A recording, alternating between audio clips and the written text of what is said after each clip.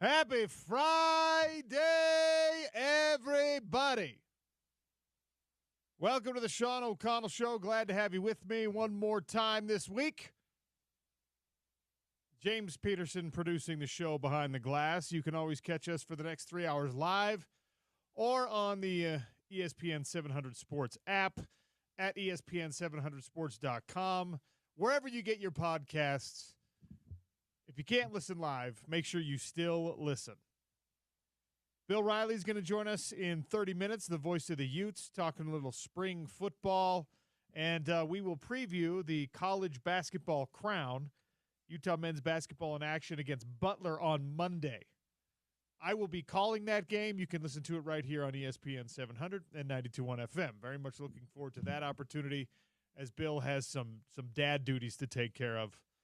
So I get to come out of the bullpen and help out with Utah men's basketball, at least for that Monday game. We're going to have Sean Mooney on. It'll be a two Walk-Shawns broadcast at the college basketball crown, and we'll preview that with Sean Mooney, the color analyst on Utah basketball broadcasts. And then Jonathan Tavernari, BYU basketball legend, is going to join us in the 1 o'clock hour, right before the airing of grievances, and we'll talk about BYU's season, which has now come to an end after last night, the first of the Sweet 16 games against the University of Alabama. Yes, that same University of Alabama that is a football blue blood is back in the Elite Eight, and against BYU, the high-flying offense, we talked about how Alabama could score the basketball. We talked about how BYU was going to have to hit all their shots in order to try to make something happen against a team like this particular Crimson Tide squad. And BYU, it's not even as if BYU played a bad basketball game necessarily. It's just that Alabama hit a NCAA tournament record 25 three-pointers in the game. That's like within 5 of an NBA record for a single game, and they did it in 8 less minutes. OC, like that is, you're gonna have a hard time beating teams first when they score 113 points in regulation, and second when they're hitting that many threes, which obviously a big part of the 113-point game. You score 88 in a college basketball game in regulation, you got to feel pretty good about your chances there. Like to your point about BYU not necessarily playing terribly, particularly on offense, they were really good. Just Alabama was that much better, unfortunately. BYU actually hung with Alabama in the rebounding category. Alabama's rebounding margin typically is like a +8.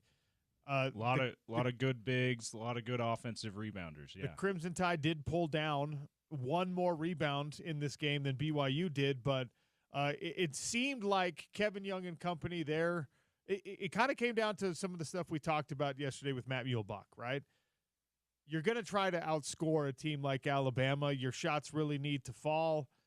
They're going to try to steal a couple possessions from you, but more than anything, they're just very prolific offensively.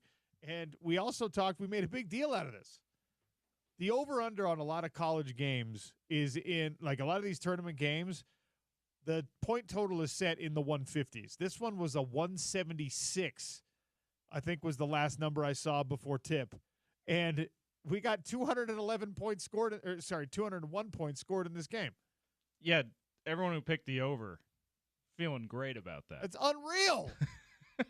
In a college basketball game, in a Sweet 16, in a tournament game, we're talking about the better teams in the country now. We've boiled it down. And Alabama remains red hot, 113-88 victory over BYU. And that brings up some interesting conversations for BYU, but go ahead. I was going to say, when I reached out to JT yesterday, Jonathan Tavernari, I was really hoping that we'd get an Elite Eight game to preview with him, because there's very few bigger proud BYU alums than Jonathan Tavernari. Football, basketball, whatever. And I knew that he would bring it if there was an Elite Eight game this weekend. But he's going to bring it anyway, because there's a lot of good stuff to talk about for this BYU season, but I was really hoping BYU won at least one more game so that we, when we had JT on, he'd have some reason for excitement, some more reason for excitement for this team. Here on the home of the Utes, I was conflicted on this one because BYU is the last team with any local tie that's in the tournament. So naturally, the state, I think, is going to be more responsive and more interested in the tournament if you still have a horse in the race. Even if it's a horse that you want to see lose, even if you're hate watching tournament games because you're like, I cannot watch BYU make it to the Final Four, which they've never done, right? You still would have liked an Elite Eight contest here. Sweet 16 trip for BYU, and to the chagrin of many Ute fans, you probably still have to give them credit for being a little bit ahead of schedule. This is Kevin Young's first year as a college head coach. This is his first year at BYU, and if we rewind to this time last year when the BYU basketball season was wrapping up with a tournament loss to Duquesne, there was not a lot of discussion about watch out and see what this Richie Saunders cat is going to be next year. That they were already on the inside track to getting the commitment of A.J. Devonta, which, of course, they now officially have. So there was some optimism, and everyone knew that this influx of cash was coming, but this is a team that's ahead of schedule right now.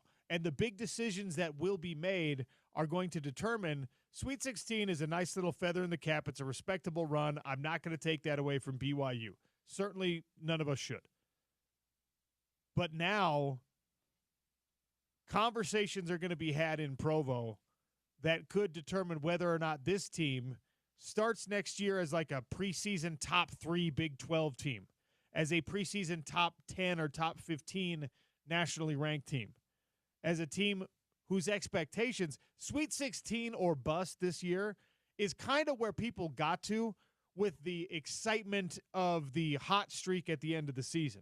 If we go back to mid-season, a lot of folks were just like, man, Dedmon's not playing very well. Well, This team's talented, but there's not a lot going right here. Kevin Young's taking some time to figure out this like college coaching thing, the rotation, the way to communicate with players, whatever. It didn't seem like it was this instant gel sort of a situation, and it wasn't. You had Richie Saunders playing incredibly well. You had some underperformances from guys that you thought were going to be like Cannon Catchings. Everyone thought was going to be a bigger factor this year. Yegor Denman shot terribly all year, shot very terribly in this Sweet 16 game. 1 for 8 from 3 against Alabama. And, he's got the green light. Good for him. But, man, that's something that even at halftime of this game, I was just like, wow, he's had a pretty good tournament. I think that he's probably playing himself out of the doubt discussions. But you really have to look at the whole sample size, the whole picture, the whole season with Yegor Denman. But the reason I bring that up is not to bag on the kid. It's just to illustrate that the optimism with BYU basketball and the turnaround that can happen in a 10, 12-game stretch in college hoops is really pretty profound. It's really pretty fascinating. And now they're going to have some serious discussions about what this team looks like next year. And that discussion has to start with Richie Saunders. Should I stay or should I go? Who sings that song? Is that like the Kinks? Should I stay or should I go now? Come on and let me know. Should Richie Saunders stay or go? That's the Clash. The Clash. Yeah. That's the Clash. Yeah. It's a very good rendition by you, though. Sean O'Connell sings Should I Stay or Should I Go? Richie's going to go through the feel it out process with the NBA draft, right? And for those who didn't watch the game last night, 33 minutes, 10 of 14 from the field, 50% from the three-point line on only 2 shots, shot 100% from the stripe, 6 rebounds, 4 steals. Richie Saunders is an elite college basketball player. He scored 25 points in a Sweet 16 game against the University of Alabama. Everyone we have talked to, Gordy Chiesa joins us twice a week on this show. When we talk about Richie Saunders, it's kind of like, yeah, he's like a hustle guy in the NBA.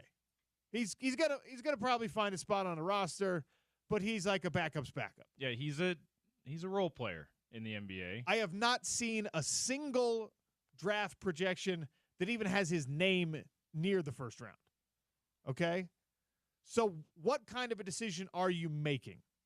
Well, you're making a decision on, do the dollars make sense, and on, do I think this BYU team is going to be good enough with me, with whoever else can come back? Maybe I can convince Yegor Denman, if his draft prospects are starting to erode, maybe I can convince him to come back. And, of course, A.J. DeBonce is coming in, and Kevin Young, who I think we all probably agree now is at least showing promise as a college basketball coach.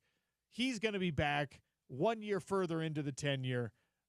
The decision that you're making is not just how much money can I make in the NBA. It's also, all right, I'm a little bit older than a lot of NBA prospects, which is often the case with BYU or people even that come out of Utah sometimes.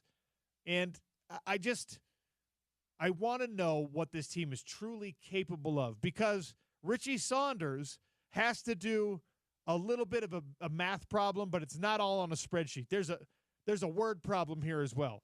My daughter's in kindergarten, James. They're starting to give them story problems with math. Yes, story problems. We had one last night. I was doing her homework with her. You have 3 cats at home. You get 3 more cats. How many cats do you have total? I'm very proud of the fact that my daughter said, "Why do you have so many cats?" Great question. That's too many damn cats. All right. Whoever wrote this is way too big of a cat person. Whoever wrote that is a crazy cat lady. All right. That's who wrote the word problem.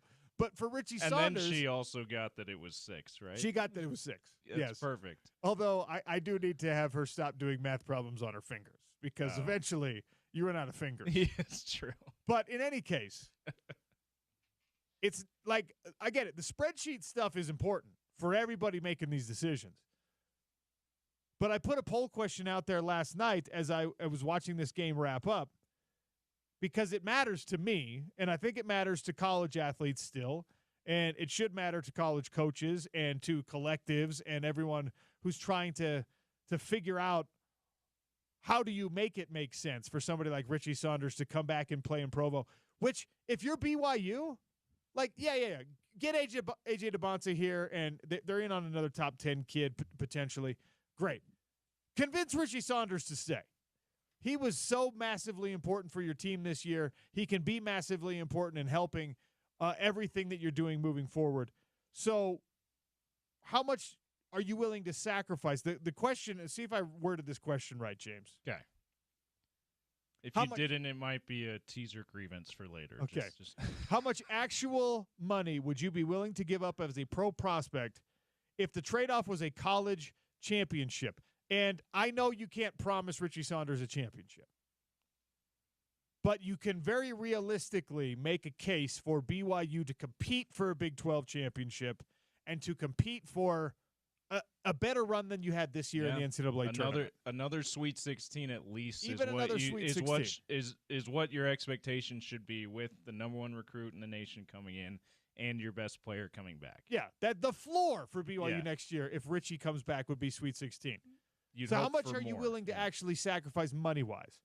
The answers are none. I'm not sacrificing anything, or maybe like just a trivial amount, Maybe like $1. 100,000 to 500,000, 500,000 to $1 million, or $1 million or more. How much would you as an athlete be willing to sacrifice for a potential run at a championship? There are people out there, 25% of the people responding to this poll right now, James, said that I'd sacrifice $1 million or more to get a championship, or to cement my legacy is probably a better way to phrase it. I should have phrased it that way. Like, if Richie Saunders comes back after a Sweet 16 run and they go to an Elite 8 or a Final 4, you're a BYU legend forever. There is a monetary value to that. There is a career and job prospects value to that. Not necessarily in basketball, not necessarily in the NBA, but it's not without a real dollar value, but it's more of a word problem. Yeah. Like, does that matter to you?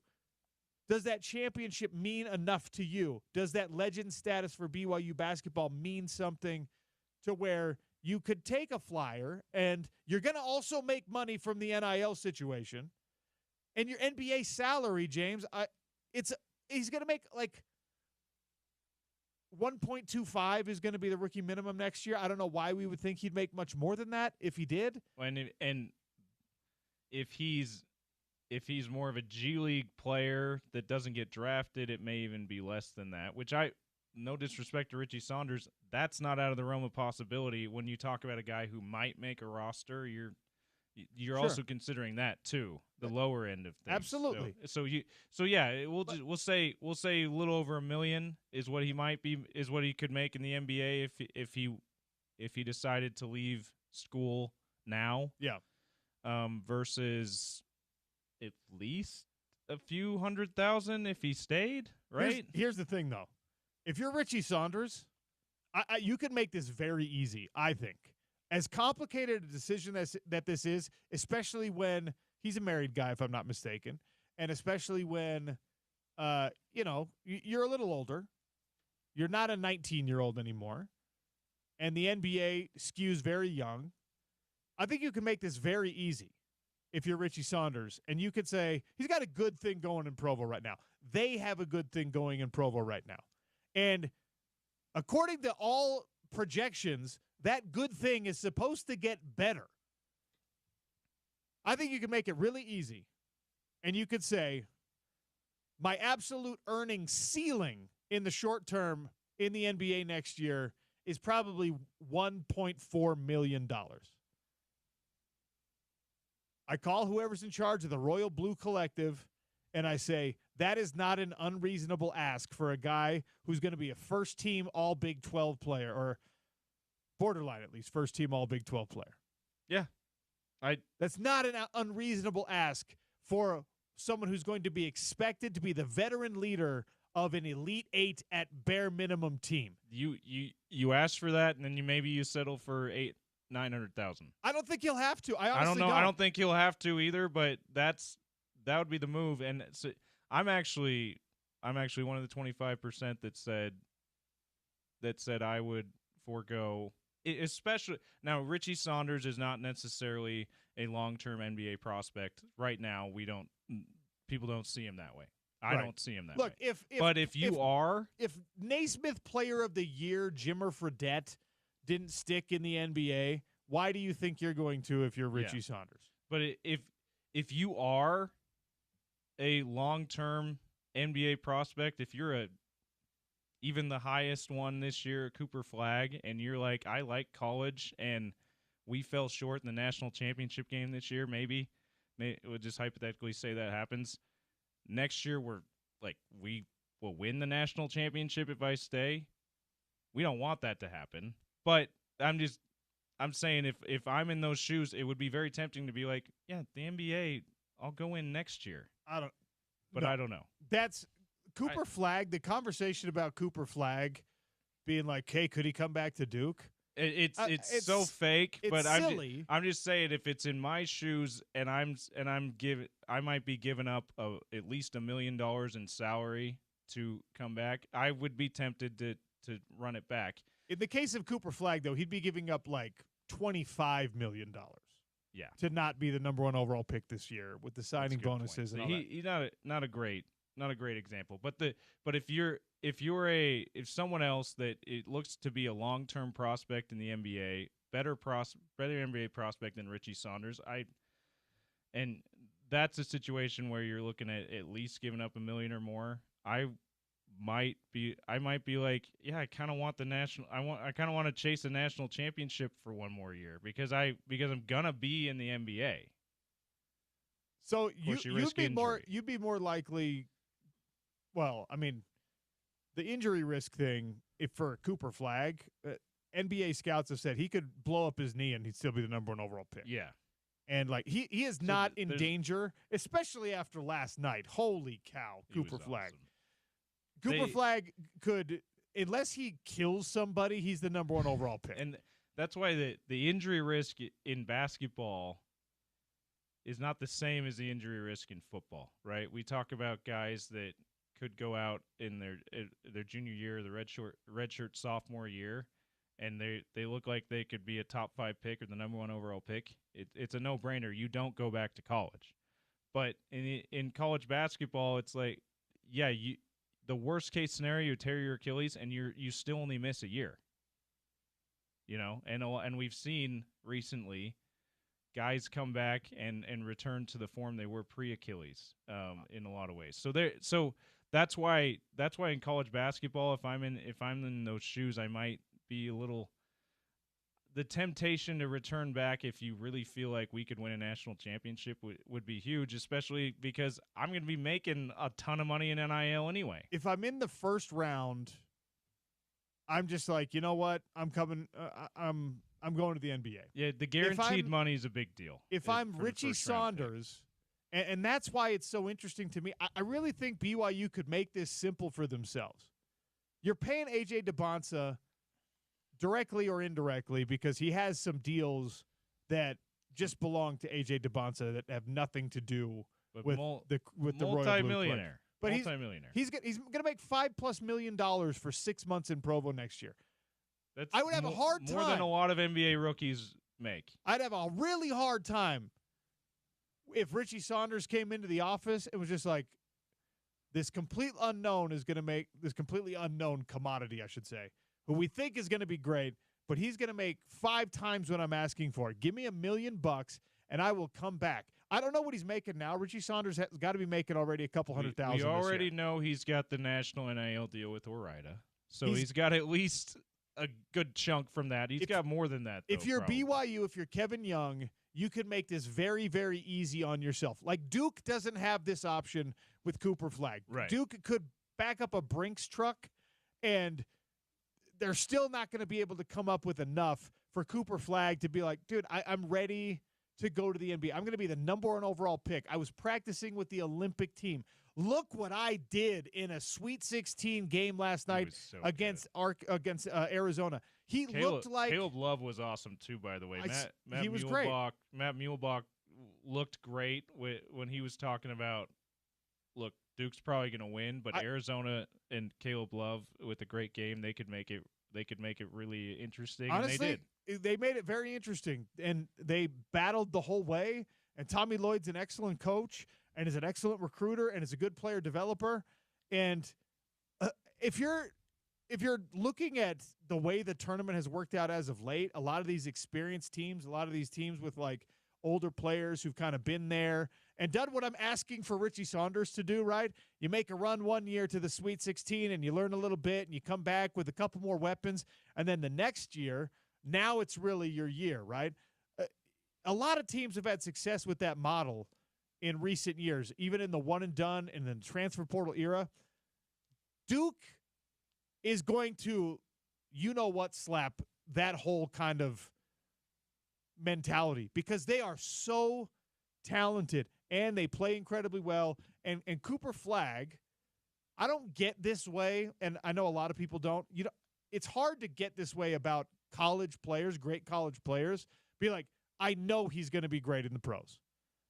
Because we're wrong. Hard. We're wrong so often. Like your favorite player for the Utes, your favorite player that ever, like, I remember being like, gosh, Zach Moss is going to kill it in the NFL. Isaac Asiata is a 10-year player in the NFL.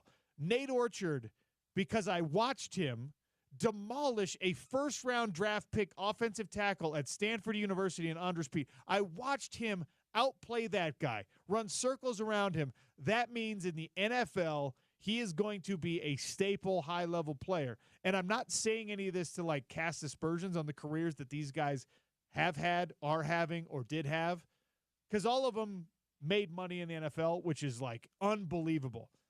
But guys like that, you try not to get overly excited because we're just wrong too often. And the jump is sometimes so astronomical from the collegiate level, even the high-level collegiate level, to the NBA level, to the NFL level. Cooper Flagg looks like someone who has come backwards.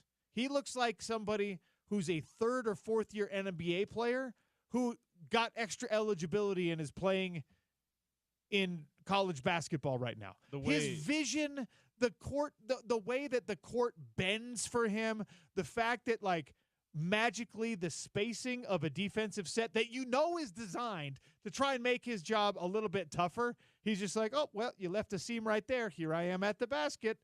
And his teammates do a great job of getting him the ball. His teammates do a great job of recognizing when he is looking to pass. It's a real team dynamic with Duke also. But Cooper Flagg, how many lobs did he have last night, James? How many lobs did Cooper Flagg, over again, as the defense, as Arizona is desperately just like, oh my gosh, the ball's in Flagg's hands, crash out, get to him, close this thing out, and he's just like a little feint, a little eye shift to his left, a little, oh, the ball might go there. And, of course, everyone is like overreacting to everything he does.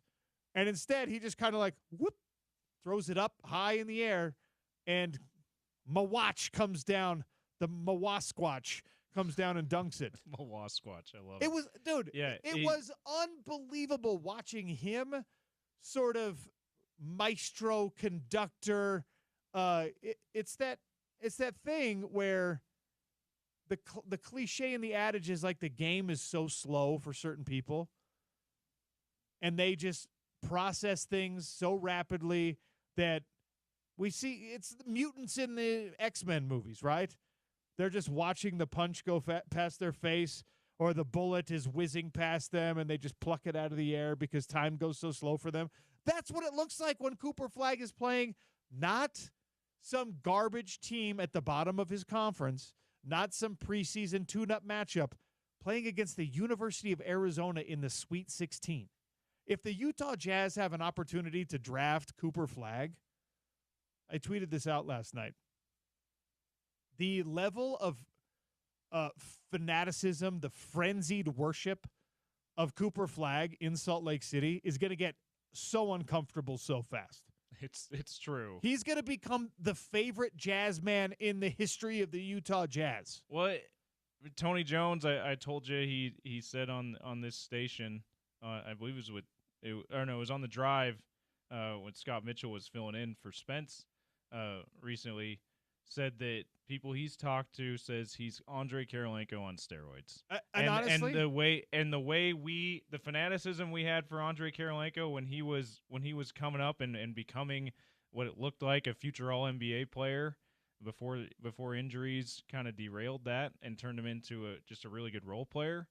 Like, yeah, get ready for it again if the Jazz get the number 1 overall pick, if not even more. I honestly, Andre Karolinko might be a decent skills comparison.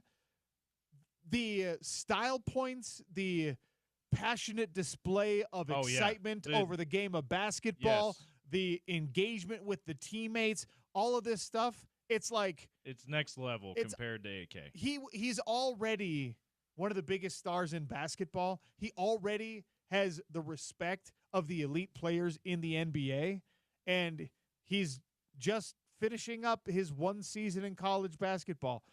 I'm to the point right now, after this is the 3rd full Cooper Flagg game that I watched. I'm to the point right now, James, where I don't even want to think about him coming to the Utah Jazz because it's one of those things that's going to crush me with disappointment when it doesn't happen. Yeah, it's like 2021 when the Jazz looked like they might be when the number 1 team in the West, and we were talking about, what if they make a title run? The crushing disappointment of that was almost too much for us in hindsight to be like, yeah, that was dumb for us to go. That was dumb to talk about that. It's like when I thought the San Francisco 49ers were actually going to win a Super Bowl with Jimmy Garoppolo as the quarterback, where I'm just like, oh, they're right there. It could happen. That's where the Jazz are at. The Jazz are the Jimmy Garoppolo-led San Francisco 49ers because they're so close to having this unbelievable great thing happen. But I should have known, James, when I was watching Jimmy Garoppolo, that there's no way this guy's going to make the throw to win you a Super Bowl championship. There's no way you're actually going to win it all with that. With the Utah Jazz, it's like, you're right there. But those ping pong balls are not going to fall in your favor. The NBA is not going to let that happen. And I just cannot watch more Cooper Flagg projecting that he could be in a Utah Jazz uniform because he is unreal. This kid, it's disgusting how good he is at basketball. Yeah, we gotta pray that those ping pong balls land in the Jazz's direction because Also, he could be a franchise changer almost immediately. Also, whatever you have to do, whatever bribes and illegal sort of like backroom tomfoolery that needs to happen in order to influence the NBA and somehow increase your odds beyond like the 14% to, I don't know, 16%, whatever needs to be done. Some pheromones in the envelope. Do something. Like, hire me George Clooney and Brad Pitt and and Don Cheadle and all those guys. Yes, Ocean's 11. Create some kind of heist situation where you can guarantee that Cooper Flagg is coming to Salt Lake City. Slip the envelope into Adam Silver's hands without him realizing. This is the kind of talent and the kind of upside that I have, the morality and the purity of competition, the integrity of the game. For me, you throw it all the way out the window because I want that guy so bad. I can't even watch him anymore. All right. We're going to have to take a break. Bill Riley is going to join us very shortly on the program. The Voice of the Utes previewing a little bit of spring football, dissecting what has happened so far. We'll talk college basketball crown with Bill as well. But before we get to Bill, save this number in your phone, 801-839-4501. I keep telling you, Justin Cunningham and company, you see how the weather was so beautiful, so nice, so sunny, so perfect, and now it's getting cold again, and the wind is going to start, and the rain is going to start. Your roof better be in good shape, and Top Local Roofing can make it happen for you, whether it's full replacement, whether it's building a new structure that needs a roof, whether it's just replacing a couple of shingles or the seams where things got a little bit out of hand and expanded because of ice and frost and all that. Justin Cunningham and Top Local Roofing will take care of it for you. 801-839-4501. Tell them that OC sent you. Bill Riley next on the Sean O'Connell Show. It's Utah's #1 sports talk, ESPN 700, 92.1 FM.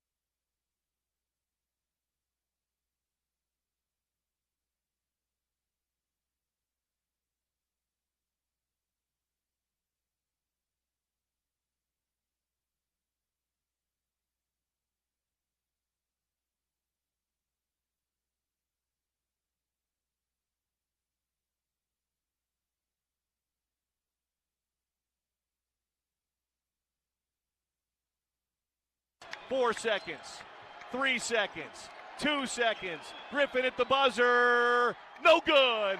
And Utah has upset the 17th ranked team in college basketball. The Utes beat the Kansas Jayhawks tonight, 74-67 here at the Huntsman Center. And it's a great night to be a Ute here in Salt Lake City. That was the final call from a Running Utes upset win over the Kansas Jayhawks. Sound courtesy of the Utah Sports Radio Network. Bill Riley on that call. Running Utes season continues with the college basketball crown Monday in Las Vegas. We'll have all those games for you right here on your home of the Utes. Our conversation every week with Bill Riley is brought to you by our friends at Advanced Window Products, 801-850-9100. $2,500 off, 10 windows or more. The best replacement window company in the business, and they happen to be right here in Salt Lake City, right here in the state of Utah. Everything is handled in-house, from the sales to the manufacturing to the coverage on that lifetime warranty. Advanced Window Products takes care of all of it in-house. Make sure you're checking out your progress in the $1 Million Bracket Challenge as we've whittled it down now. We're not quite to the Elite Eight, 4 more games today, but Sweet 16 is underway. Nobody with the perfect bracket, but we will find some winners on ESPN700sports.com in the $1 Million Bracket Challenge.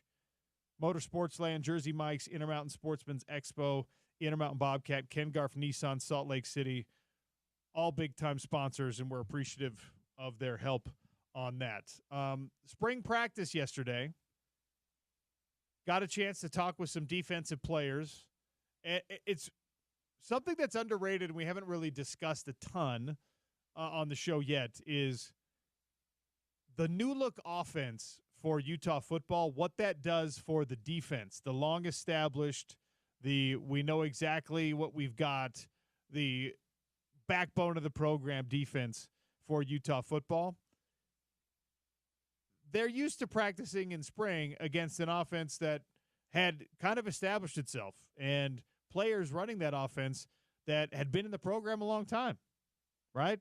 I mean, spring football, even when Cam Rising was not healthy to conduct the practices himself, you were running an offense that you expected Cam Rising was going to be running. You were watching Isaac Wilson and company throw the ball around to guys that had been in the tight end room for 4 seasons or 5 seasons or 6 seasons in the case of Brant Keithy.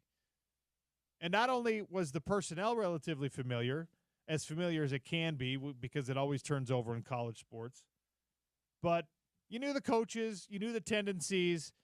If you're in the program 2 or 3 years, you have run your practice plays, your 21 periods of full contact, full padded practice. You've kind of done it against this offense. And there's a rhythm to it. There's a familiarity with it. You know what these guys are. You know what they do. You know who they are. Now, everything's new. And the defense is tested in a different way. They're far more established. They're far more comfortable with their playbook for the most part. The language, the rhythm that I just talked about with the offense. On the defensive side, it's very firmly established. And what you're running against now is something that is new to you. It's something that you have not seen in practice. And you're not getting into just an opposing team's playbook and running the cards. That's what scout teams are for. You're now in your best versus best, in your one offense versus one defense, in your competitive periods of practice. You have a new look to go against. And that's a challenge for the defense. It's a bigger challenge for the offense, who's all trying to come together, trying to gel, trying to learn the language, trying to absorb that playbook, and kind of all doing it and growing and learning together at once. But it is something that also affects the defense and the guys that are veterans like the Lander Bartons and the Levani DeMunis, who we had a chance to talk to yesterday. You can find the sound on our ESPN 700 Sports app or at ESPN700sports.com in the on-demand section of our website. You get these brief conversations with players after practice, some with the mics on, some with the mics off. And, they're ready to, tell you a certain amount of things about running against this offense, but you can tell that it's confusing to them. As confusing might be the wrong word. It's challenging to them as well. It's a new thing, and they're like, for example, the matchup that I care about when I'm talking to linebackers is what's the story with the running back room? It's linebackers versus running backs, okay? So what's the story with these running backs? Brand new running back room. you ask Levani Damuni, what's Wayshawn Parker like? And he gives this thoughtful kind of like, he's a tough guy. Now, I don't think that there's anyone out there telling him, hey, don't give any real answers on Wayshawn Parker. I don't think it gets that deep. I don't think the conspiratorial nature of the paranoia out there is that deep. I just think that Levani Damuni, when we're like, hey, what's it like, trying to stop Wayshawn Parker? He's like, I actually kind of don't know yet. Yeah, he's still figuring it out. There's an excitement to that.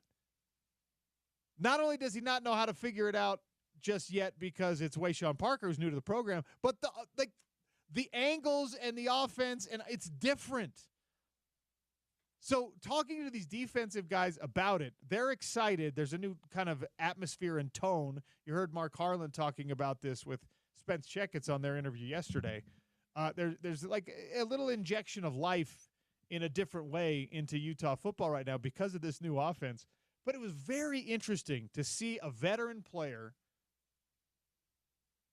kind of pensively evaluate, what do I know about this guy? I don't know a lot yet, but I know he's tough. I know he's tough to bring down. And that's all he can give us right now. And it's like, all right.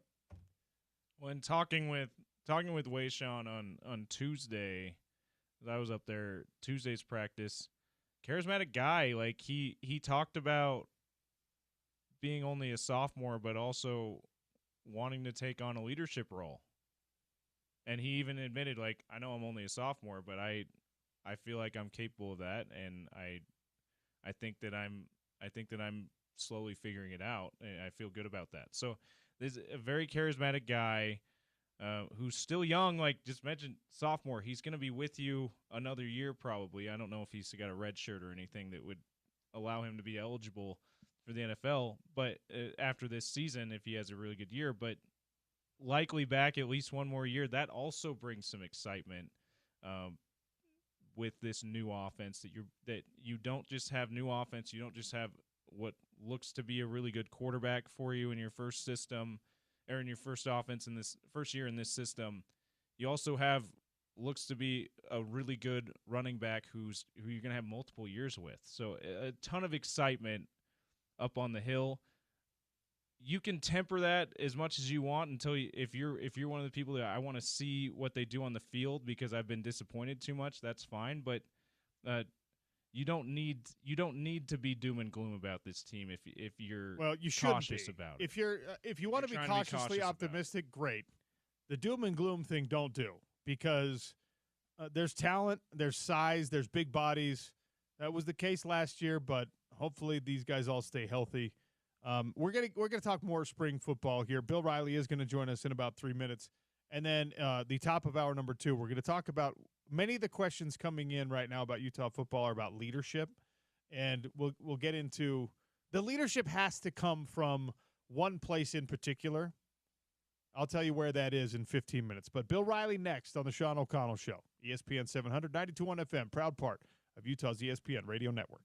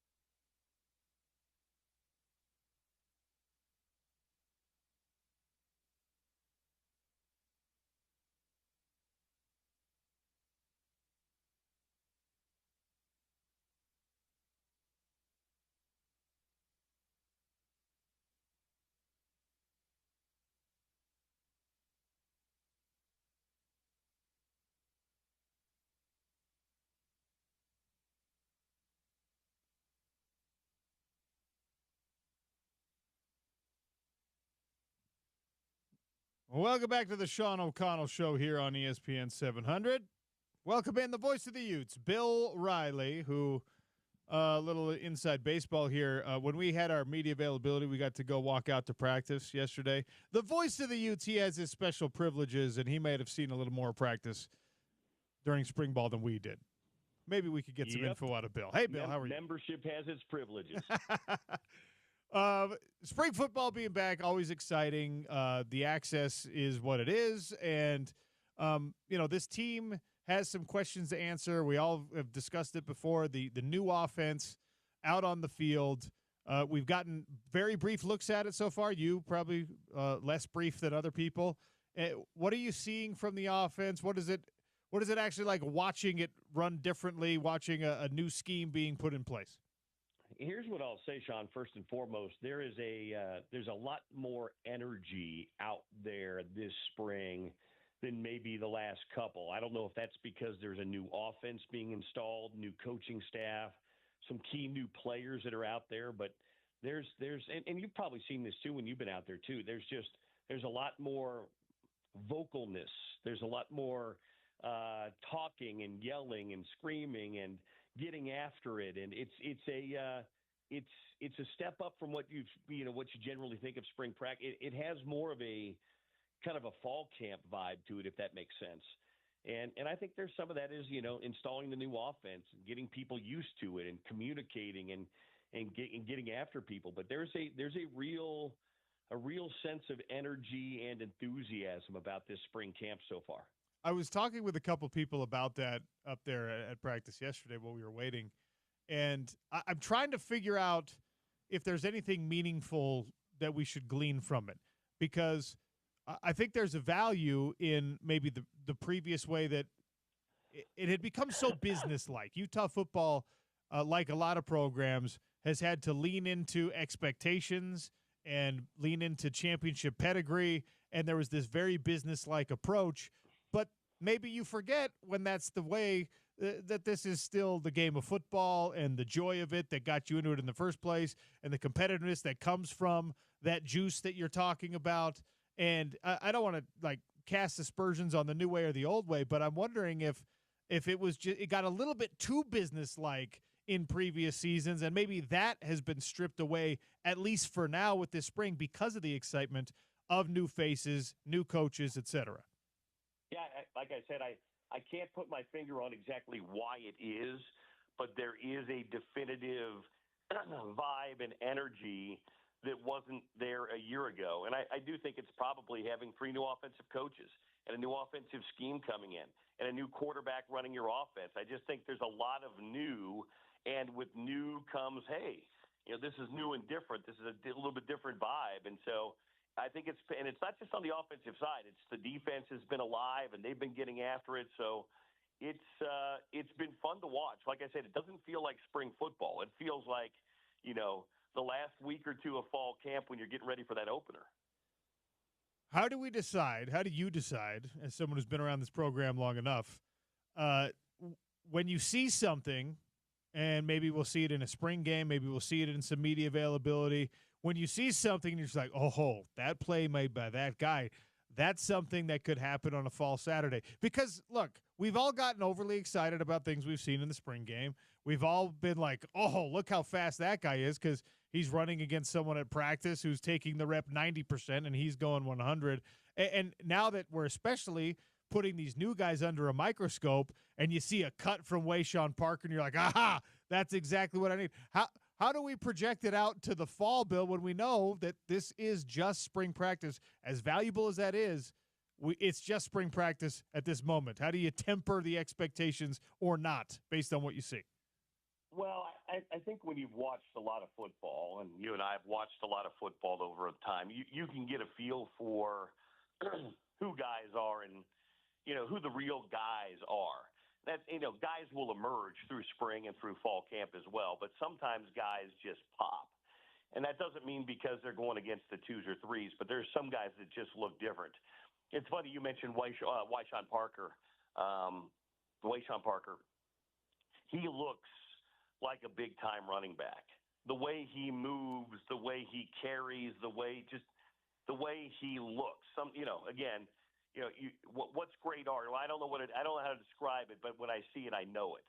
And he's one of those guys that looks that way. Devin Dampier looks like a freakish athlete who's moving around playing quarterback because of the way he moves and he cuts and things like that. So I don't get wildly excited because I've seen enough spring football in my life to make big, rash judgments. But there's some guys you see and you know. And we know who Lander Barton is. We know who Teo Johnson is and Smith Snowden is, a lot of those defensive guys. But some of the new faces we're seeing, especially on offense, you can kind of see those guys make a move, make a grab, and say, okay, that's a little bit different than some of these other guys. Bill Riley, the voice of the Utes, my guest here for a few minutes on the Sean O'Connell Show. Right now we're talking spring football. We'll get to some Utah men's basketball here in just a second. Staying on spring football for now, the tight end question for me is a really interesting one. As this new offense, they've got some personnel that I think is very promising, right? We talked a lot last offseason about Landon King. He did not have a chance to really pop last year. Some people blame him. Some people blame Ludwig. Some people blame the circumstance of not having great quarterback play. Whatever it is, kid's a good football player. He could be valuable to this team. Bentley, same thing. There's other guys in that room. Freddie Whittingham's proven himself to be a really good coach. I went back and I looked at New Mexico's tight end stats, offensive stats. They got there's 22 catches from the tight end all year last year. It's not as emphasized as it was in recent years in the Andy Ludwig offense, but we've had Jason Beck come on this show and say, hey, look, man, I have a certain way I want to do things, but I also am going to cater things to my playmakers and to what I have available to me in terms of weapons. What do those guys have to do in spring to prove that they are weapons and they belong as a feature in this offense? Well, I think Jason Beck knows Landon King's a weapon. In some of the practice time I've seen, Landon King's been very much a part of the first-team offense. So I don't think you have to worry about him getting, 3 or 4 catches this year. He may have that on the first couple of series of the season. I think Landon King's going to be a big part of this offense because he's not your true inline tight end, but this offense doesn't necessarily use that true inline blocking hand-in-the-ground tight end.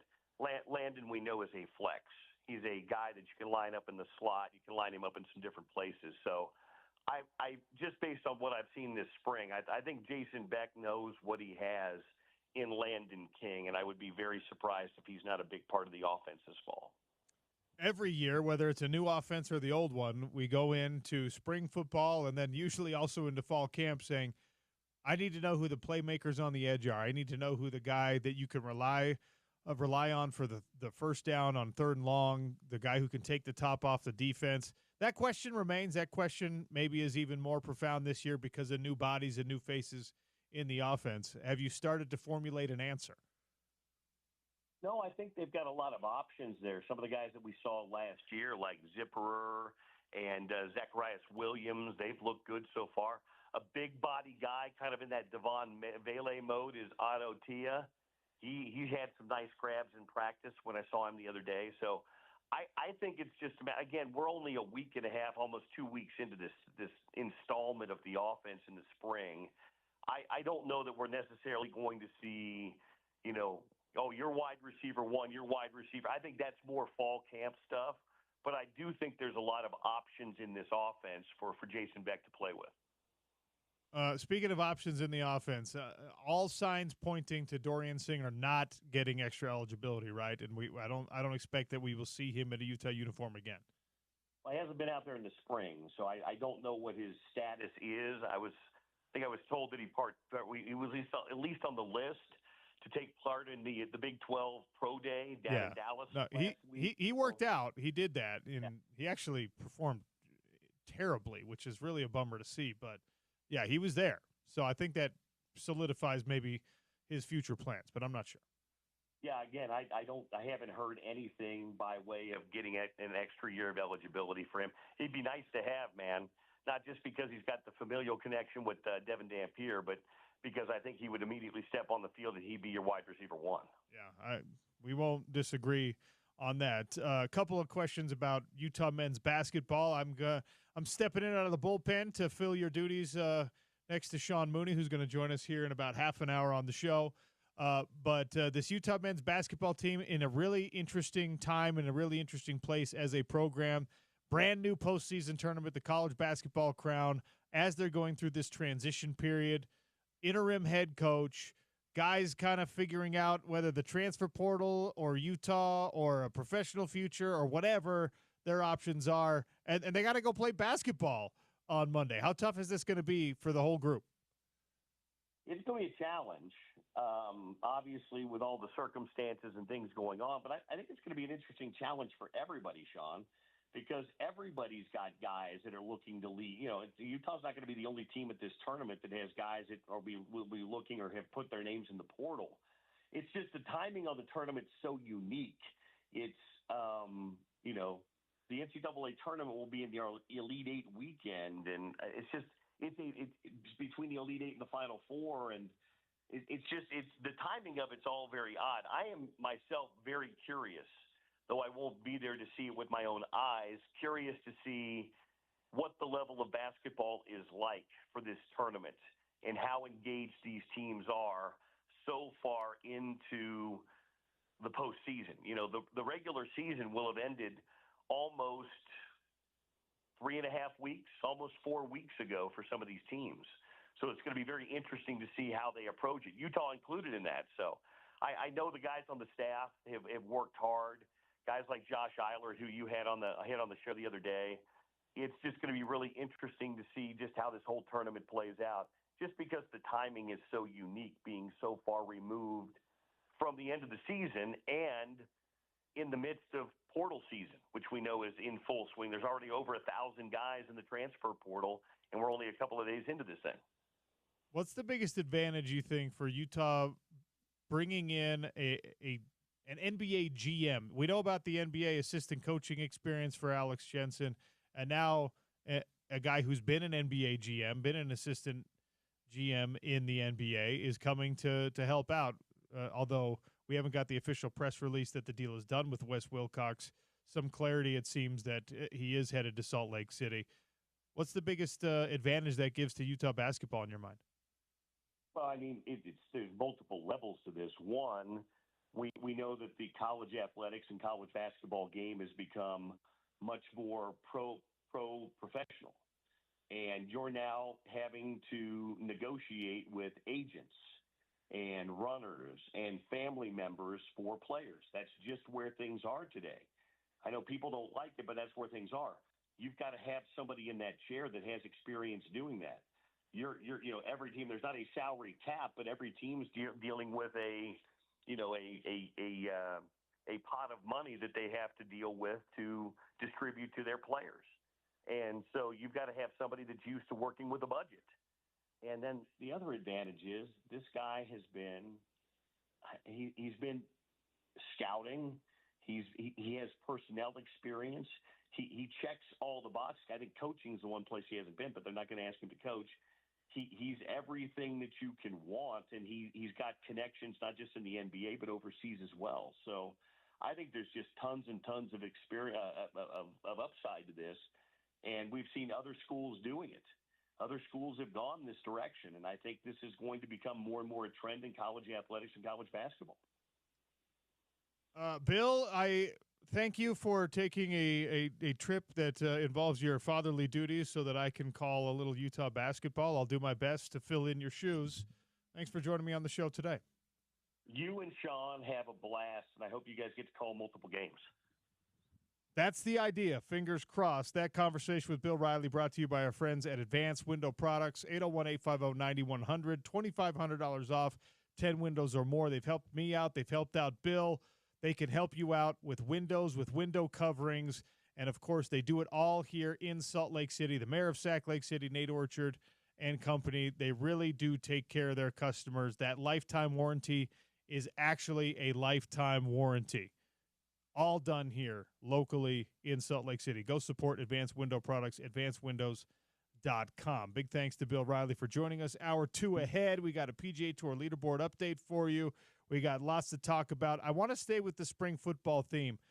leadership is important in a time of flux for a football team. Where that leadership has to come from for Utah football, I'm just going to tell you the names, who you've got to get it from. It's Utah's #1 sports talk. Sean O'Connell Show on ESPN 700.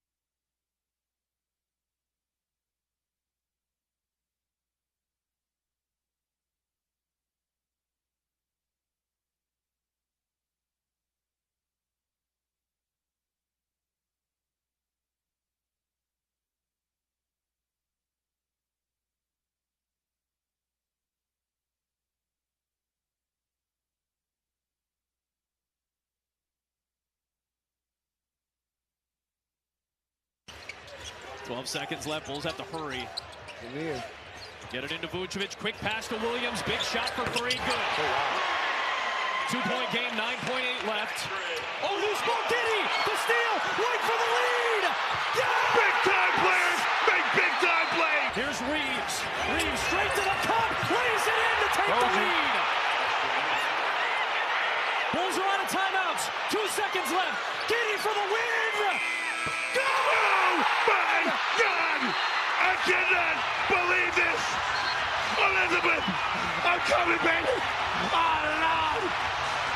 Improbable! Unbelievable! Impossible! Magic Kitty! Good day, mate! Somewhere in Australia, Sydney, or Melbourne, Paul Hogan and somebody at Crocodile Dundee. Oh, Lord!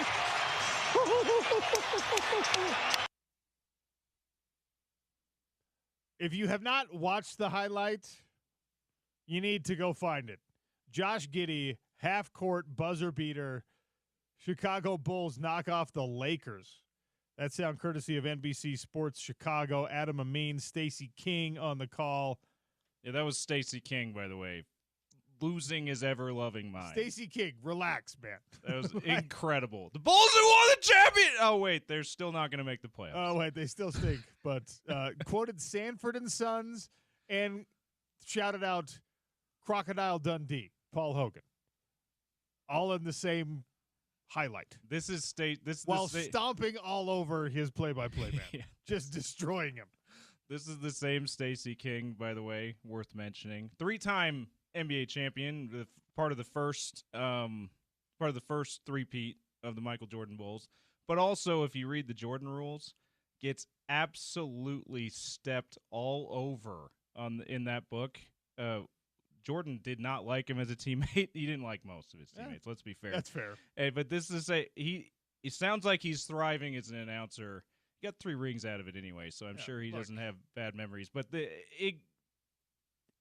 even though he stepped all over his play-by-play guy's call, that was the moment so itself entertaining. Was absolutely fantastic. Go find the highlights so you can see it if you have not seen it. That was basically every play of the last 12 seconds, by the way. That all happened in 12 seconds of game 11 time. points in 12 seconds, 9 points by the Chicago Bulls in the final 12 seconds, and they end up winning the game.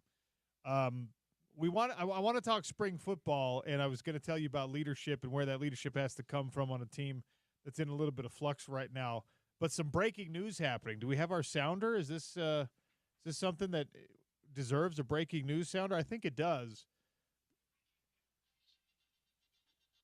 According to Yahoo and several other news outlets, Deion Sanders has reached an agreement on a contract extension with the University of Colorado. After all that speculation this offseason that he might actually head to the NFL, some NFL job openings where he had very, very strong connections, places like Dallas, places like Las Vegas with the Raiders, and there was even conversation about the Giants job in Deion because of where their draft position puts them in the Shedeur Sanders sweepstakes. Deion, Coach Prime, with all of his great ideas and introducing, maybe reorganizing the way we do spring football scrimmages, he got a contract extension, 5 years, $54 million. This makes him the highest paid coach in the Big 12 Conference. Over almost $11 million a year by that quick math. And with incentives, I'm sure there's plenty of incentives in those contracts. Well over $11 million a year. I mean, that's a significant deal. You said top paid coach in the highest paid coach in the Big 12 and top 10 in the nation. Now, we don't have official word on Kalani Sitake's salary, but I promise it's not over $10 million a year. Yeah. And previously, the highest paid coach in the Big 12 Conference was Mike Gundy. I was going to say, that would have been my guess. Mike Gundy makes about $7.7 million a year. I actually think he renegotiated this offseason, did he not? I think. Oh, that's right. They cut his pay. They cut his pay a little bit because of some internal squabbling between he and boosters in the program. Yeah, because they were like, dude, you're not winning enough games. You just squandered the best running back and the most experienced offensive line in the conference and did nothing this year. And you completely underperformed. And you berated our fans for telling you were bad when you actually were bad. When you actually did underperform and people told you underperformed. So Mike Gundy last season was the highest paid Big 12 coach, and he was at $7.75 million. He's going to be a little bit less than that. He doesn't sniff that $10 million range. Oh. Deion Sanders going over $10 million puts him in the top 10 nationally. Do we think it actually puts him now, since this is last year's USA Today coaches. So Kalen DeBoer, I believe, now got an extension and makes more money. But right now, like last year, heading into last year, there were 7 coaches who made $10 million or more in a year. Kirby Smart, just James, for me, point out the things that all of these guys have in common after I tell you who they are. Kirby Smart, Dabo Swinney, Steve Sarkisian, Lincoln Riley, Ryan Day, Mike Norvell, Kalen DeBoer. Those guys were last year the 7 who made $10 million per season or more on their contracts. Yeah, not all of them won national champions, but they were all playoff. They were all coaches of playoff teams. Yeah. Correct. At least at one point in their career. Yeah. And Smart, Swinney, and Ryan Day obviously have won national championships. Yeah. Kalen DeBoer has played for a national championship. Lincoln Riley has been very, very close. He's coached Heisman Trophy winners. He's been in the playoff a couple times with Oklahoma. Obviously, Deion Sanders has now coached a Heisman Trophy winner as well and deserves to have that distinction. But Colorado is stepping up to the plate to try and keep their guy. They love what they have going on with Deion Sanders right now. And you know what? You can't argue against their love of this. Even though that team has yet to win anything super meaningful. There's no conference championship under his belt. There's no college football playoff appearance under his belt. You've got 2 guys that are going to go to the top 10 probably of the NFL draft this year. You have a Heisman Trophy winner. And more importantly, in the world of college sports now, where NIL matters so much, the attention currency that Colorado continues to stockpile just by having this man as their head coach actually translates into real dollars, and those dollars, when deployed properly, actually translate into more talent on the team. And when that is deployed properly, it translates to more wins.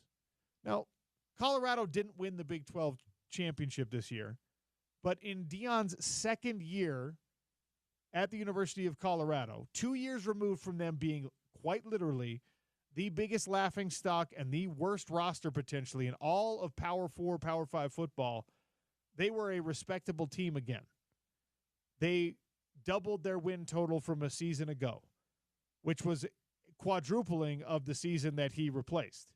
So the progress, whether you like him or not, whether you agree with me and you think his ideas for spring football scrimmages against Syracuse and whatever else are good ideas, it is undeniable that Colorado's in a better place under Deion Sanders than they were for the 20 years previous to this.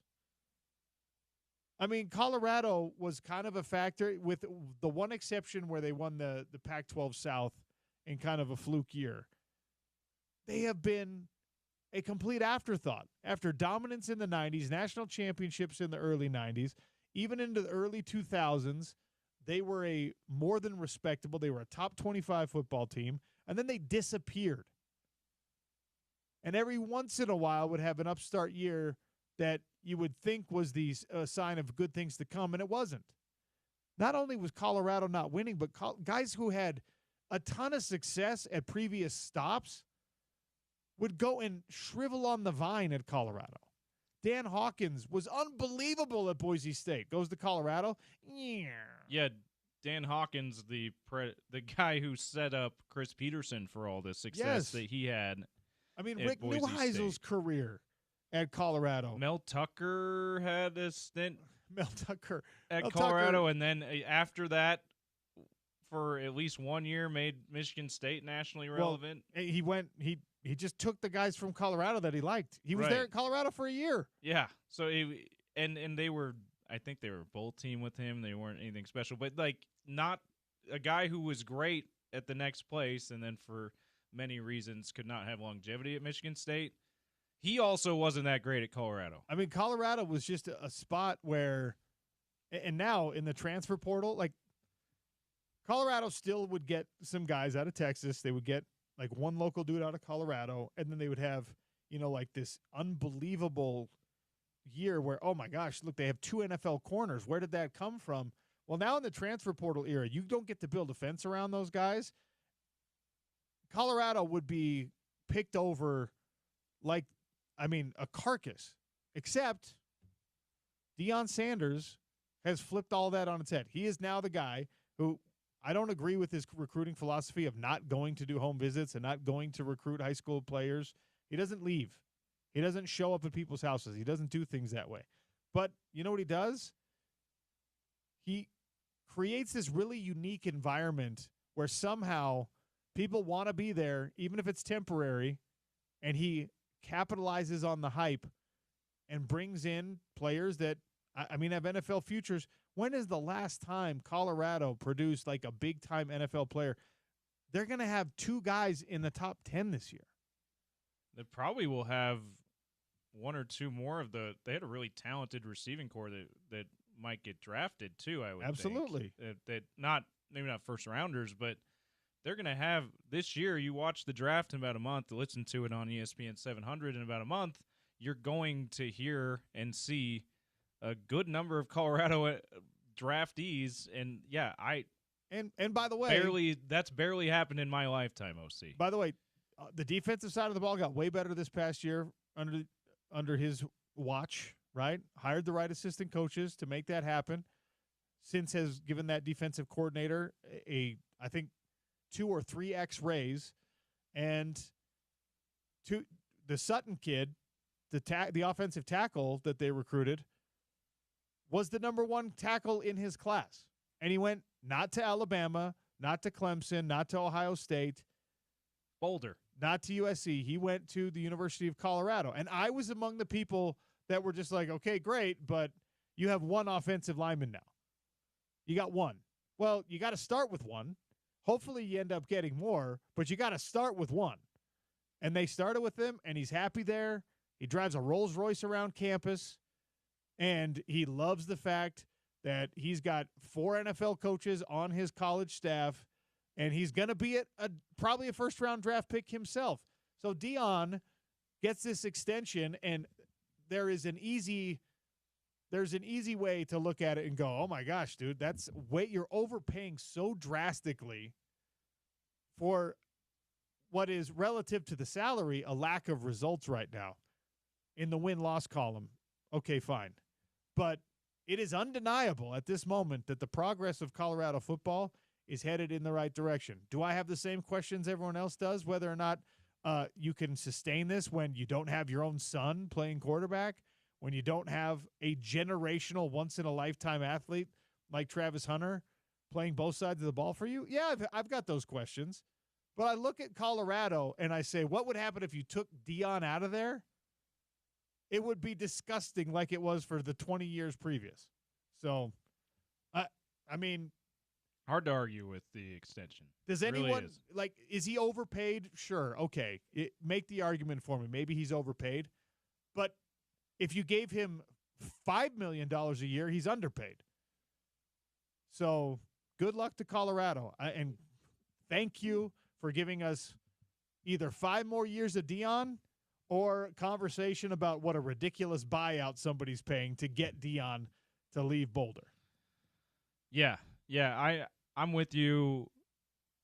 It's hard to say that those results that would validate this big of a contract aren't going to come in the next 5 years that Deion is under contract. I guess this is an extension, so it's more than 5 years, 5-year extension. But in the next 5, 6, 7 years, you got to think because of the trajectory that he and that program are on, you got to think that Big 12 championships are probably coming, that playoff appearances are probably coming. You know what's crazy is I actually don't think that.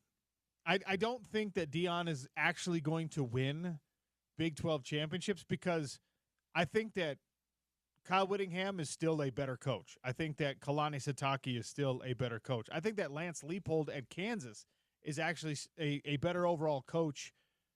Dillingham showed to be an outstanding coach too. You're right. He's got a lot of coaches that I think that gonna probably outcoach. I think that this is going to be one of those things that we continue to talk about with Deion Sanders, where the biggest wins, I think it's going to evade him for probably a long time. Not because I don't think he's a good coach, but I just think that he's up against guys who are a little bit better and who have a little bit more stability with their staff and their football culture. And it's a double-edged sword the way that things are run at Colorado. Like, it's easy for us because the Utah culture is not this way. The Salt Lake City culture is not this way. It's very easy to look at the way that everyone in Boulder focuses on the car they drive and the watch they wear and the flashiness, and to just be like, what are you doing, man? That sucks. Like, that is not bad. a winning culture. It's it's very easy to be like, that's not cool. I don't think it attracts the kind of guys who are going to be successful at BYU and Utah, but it attracts guys that have been successful in Boulder and are helping him to be more successful. I do think there's a statute of limitations on that, though. And I don't say that to cast aspersions only on Dion, but, like, when is the last time that we saw a team win, like, a big-time game, a big-time championship-level game where the identity of the team was they were the flashiest, loudest talking, swaggiest team in the business? Yeah, maybe Miami. How long ago was that? That was more than 20 years ago now. Almost 25 years ago. And I know that right. I know that he likes to be flashy to attract the attention, but he's really trying to build like a functional, rooted in substance kind of culture at Colorado as well. You know, he's a father figure to a lot of the young men and things like that. I just think there is, like, it's going to take time to really get all of that dialed in at once. It's hard for me to project out a kid like, all right, do I think that guy is going to beat Oklahoma State, Kansas State, Utah, BYU, Arizona State, who's infuriatingly good now? Do I think that the quarterback who is there because you allow him to wear the jewelry at practice, do I think that kid is going to be the one who is going to take you over the top, get you over the hump? We haven't seen that in college football. We just haven't. Those guys are not the dudes who win the national championships right now. And I don't think it's off base to say that. I just think that there's a slight disconnect between that type of football culture and the type of football culture that gets you the ultimate result. But guess what that type of football culture does? It gets you 8, 9, 10 wins a year. And for Deion Sanders, that now gets you $8, $9, $10 million a year to be the head coach. Yeah, you got it.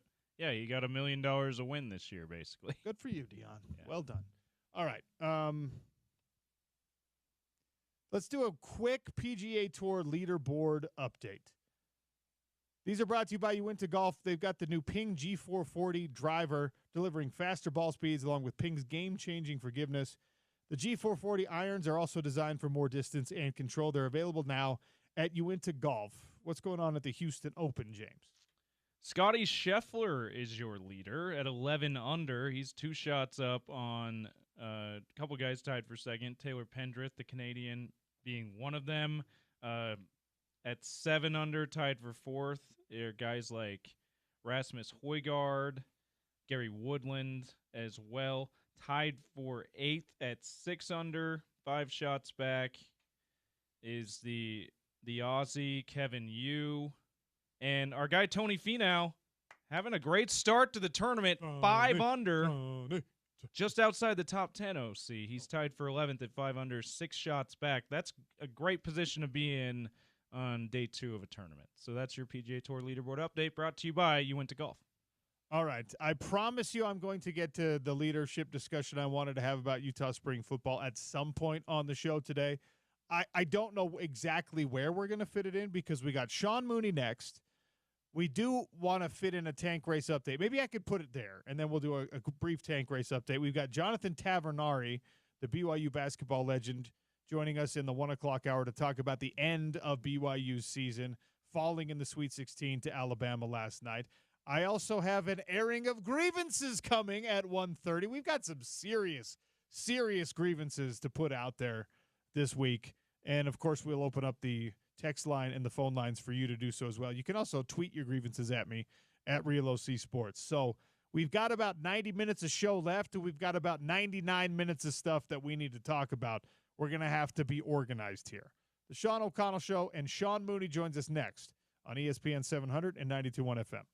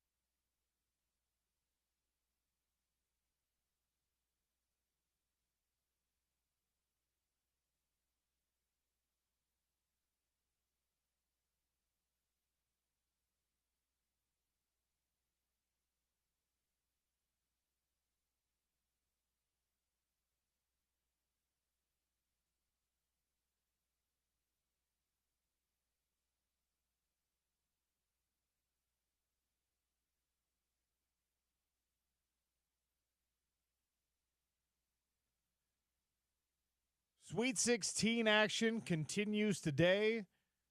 If you want to be watching multiple games at once, you want great drink and food specials in front of you, you want TVs, surround sound, swag giveaways, one place for you. Big Willie's, 1717 South Main Street. Actual real-life friends of mine. I've known these people for over 20 years, and they are going to take care of you at Big Willie's, especially if you tell them that OC sent you in. Drink specials running all weekend long, every game on the multiple televisions, an incredible food menu and food specials for our ESPN 700 listeners. Again, head down to Big Willie's, tell them OC sent you. They will hook you up. They will take care of you. It's just a really awesome place, and it's a perfect place to take in a lot of sport all at once. They'll have a couple baseball games on. They'll have your Sweet 16 games on. You don't need anything else except maybe some delicious food, and they've got you covered there as well. Big Willie's, 1717 South Main Street. All right. Maybe actually you can watch the College Basketball Crown coming up on Monday at Big Willie's also. Just tune into the ESPN 700 Sports app and listen to myself and Sean Mooney as we're calling Utah Runnin' Utes action as they take on Butler on Monday. Sean Mooney joins me now here on the Sean O'Connell Show. It's the two walk-shawns for a basketball broadcast on Monday and here on a Friday. Sean, welcome. How are you? Thanks, good, Sean. What's good, my brother? I'm excited to call with you, man. Bill's unfortunately going to be out of town, but maybe fortunately you and I are going to start something new. You know what? It's going to be a lot of fun. I'm just letting you know you are going to get real tired from carrying me through this broadcast. All right? Listen, that's not true because, play-by-play has the bulk of the work. I just get the little bits and pieces when you nudge me with your knee when it's time. Well, you're going to get a lot more bits and pieces than you're used to. I can tell you that. But I really am looking forward to this basketball. This Runnin' Utes basketball is in a really interesting spot right now, Sean. And we've talked about it over the weeks. You know, you've got a new coaching staff coming in. You've got Coach Eilert, who's done, I think, a really admirable job of kind of keeping the ship afloat, keeping this thing together. And now you've got a brand new college basketball postseason tournament. None of us really know fully what to expect from the college basketball crown, and all of these factors converging at once. What's going through these players' mind right now? Man, it is totally new, unfounded territory. I do know that we had an idea of what was going to happen a while ago. We being not only Bill and myself, but the staff and the kids, and I'm quite sure that the administration had a pretty good conversation with the student athletes and with the staff, and even in the weird situations that they're in, interim basis. I know, having been in many practices and been around the student athletes and the coaches, that they've got a really good vibe. They like each other, and this is true. I'm not making this up. The kids, I think, have had good success this year in staying connected. Craig started that early on in the summer because, every team's new now. Many teams in the new college basketball landscape are new. And if you can be together, you have a chance to be successful. But it's unusual for me. It's unusual for you. I'm really excited to see what it's all about. We've got good competition in Butler. And on that other side, Boise State and George Washington. It's in Vegas, and it fills in a gap between what you've got the Elite Eight and the Final Four. And I think it's going to be fun. So let's talk about the Butler factor here. They're not a great team. They're a team that has some interesting wins. They got some interesting talent. When you let them start shooting hot, obviously this is true in all of college basketball right now. Suddenly things can get a little bit out of hand for you. But not an incredible amount of size. What are you expecting from Butler, who's in a very similar situation to what Utah's in, minus the coaching transition, I guess? Yeah, so the fans that have watched basketball for are going to know who Thad Matta is. He's been incredibly successful. He's their head coach. And they've had, in record-wise, they've had a down year. In particular, for a Thad Matta coach team, he's had a lot of 21 seasons. But they've been really close at Connecticut. They were really close. They went into overtime at Connecticut. They've lost to St. John's by 6. We know about those two teams. They beat St. Mary's early. We know that St. Mary's beat us at home. And then still with Houston, I think that score, they ended up losing by 14 or 15. But let's put it this way. They didn't turn it over like 20 times. I think they turned it over 11. They handled that pressure from Houston. And then, Sean, another thing to think about with this squad is they've got some guards that are pretty big. Like, they're a little bit like Eastern Washington for those fans that remember that a year ago with Riley, they'll post up their guards and run through the guards in the middle of the floor. I like them. I mean, for a team that doesn't have a great record, they've been close in almost all their Big East games. What are we expecting from this Utah squad is probably a better question because, what, like, is Ezra Asar going to be available? How many guys are really all the way dialed in and excited about participating in a tournament like this with so much up in the air? 4 names at least in the transfer portal already. So probably the more salient question is, what version of Utah basketball are we going to get? Yeah, I mean, I think, listen, and you're going to see this, this because you watched, Ez plays with a lot of joy. And his joy, what he brings to the team, is really important. And I think we've seen KD obviously start to blossom.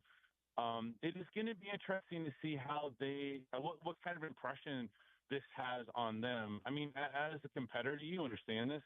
It's fun to get to play more games, and I think let's be realistic about the business side of it. It gives the kids an opportunity to present themselves individually and as a team, and that may be helpful for them, even the ones that are in the transfer portal, which we know they're going to be playing. As long as Ez is healthy, I think you'll see him play, and then we're going to get a chance to really get a feeling for something we all don't understand. I mean, my goodness, it's the Crown tournament in Vegas, and no one even really knows about it. Hopefully, we're going to make something special and make some memories. Obviously, some really good teams there that didn't make the NCAA tournament, teams that were close. You know what I like most, I think, about this college basketball Crown format is they're just saying the quiet part out loud. It's the tournament is by the organizers, by Fox, by everyone. It's like, hey, this is for prize money to add to your coffers. We know it's expensive to try and compete in college basketball right now. We know that NIL matters. And this tournament is just like, this is a prize fight. You're going to go down and you're going to get a bunch of cash if you can win it all. I actually love that we're not pretending it's anything else. I agree with you 100%. And obviously, I'm not making any of the decisions. And people may not like what I'm about to say, but I think in addition to feeding the coffers for NIL, I think it would be kind of fun to put in some money for the student athletes. In addition, I don't know what that would look like or if we could actually do it. But how about not only money going to the schools for NIL, but maybe a little bit going into the student athletes' bank accounts? I'm probably going to get in trouble for saying that, but I think it would be interesting. No, look, that's how like all-star games have been working in, like at the NFL level, the baseball. You get your little bonus check for participating, except those guys make so much money that it probably doesn't matter to them. I think you want to incentivize student athletes to not only participate in things like this. We made this case for bowl games for years. Yeah. You want guys to stop opting out of bowl games. Tell them, hey, if you win this game, or even if you play in this game, the bowl committee is going to give you $100,000 or something like that. That will get people interested real quick. Yeah, listen, we all understand that intrinsic motivation is the difference, obviously, between great athletes and athletes who are good, could be great. And, so hopefully, the team will have some of that from within, but it doesn't hurt to be playing for something. I think anybody who plays golf on the weekend that likes a little competition probably lays out a bet, and it makes it a little more exciting. And certainly everyone fills out a bracket, whether they're betting or not, that's watching March Madness, and they have an investment automatically in their team. Yeah, I think it'd be fun. Sean Mooney, my guest here on the Sean O'Connell Show, will be calling college basketball Crown action right here on ESPN 700 and 92 FM on Monday, running Utes versus Butler, the first game of that one. You just talked about March Madness. You had a closer look at Texas Tech, who advanced last night, than I did this year. You had a closer look at Houston, who we'll see in action as the 1 seed later today. And they're carrying the torch for the Big 12 hopes right now. Let's start with Tech. Obviously, a very exciting game, overtime game. Battled back from at 1 point 16 down. Can they keep it? Can they keep it going? Can they take it further?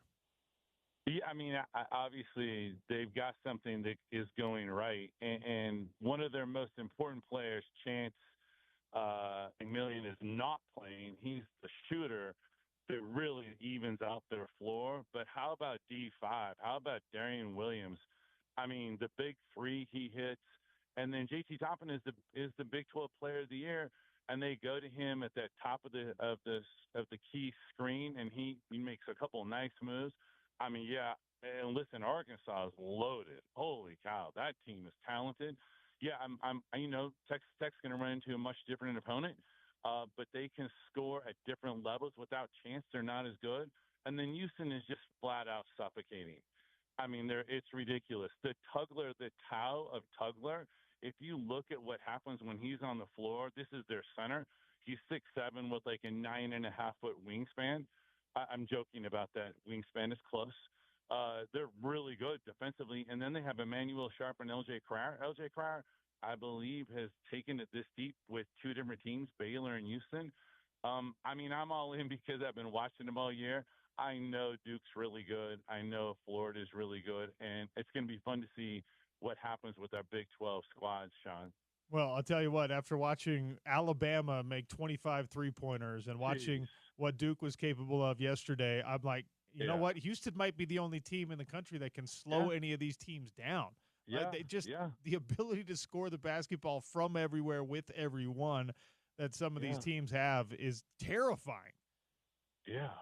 I mean, offensively, this year, it's crazy. And you know, I don't know what the statistics if these are correct, but I don't think we've seen this many games at this level offensively. The offensive efficiency, BYU over their last like 15 games was 130 points per 100. I mean, it was like ridiculous what they were making. I think they were like 1.89 points per possession. And we know what Alabama can do. That the 25 threes. Mark Sears has 9. We know how good he is. But yeah, Houston has the kind of squad that can put a damper on what you do offensively. And Texas Tech, frankly, can too. It's probably McCaslin's worst defensive team, but they're so good offensively they make up for it. All right, Sean, before I let you go, BYU's season ended in the Sweet 16 at the hands of that hot shooting Alabama team. Just wanted to get your kind of final thoughts on their campaign this season. Obviously, you know, a Sweet 16 run is pretty respectable. It's unbelievably respectable. I mean, that's the first time they've been there. I'm not going to be rude to BYU fans, but I think that may be the case, at least in a long time. I thought they had a great year. I thought Kevin Young did an amazing job. Offensively, they're incredibly good. He does something, you probably read this or talked about it, making decisions in 0.5 seconds. I thought Richie Saunders had an unbelievable year. As a team, I thought they were offensively one of the best teams I've seen play this year. They need to get better defensively, just like a lot of teams do. A great season, nothing to ever hang your head about to make it to the Sweet 16. I was on a team that made it to the Sweet 16, and I'll never forget it. They won't forget it, and the BYU fans should be proud of them. Sean, very much looking forward to our trip to Vegas and calling some basketball together, man. I'll see you very soon. Thanks, Sean. See you Sunday. Thanks, brother, for having me on. Appreciate it. Drive safe. Be safe.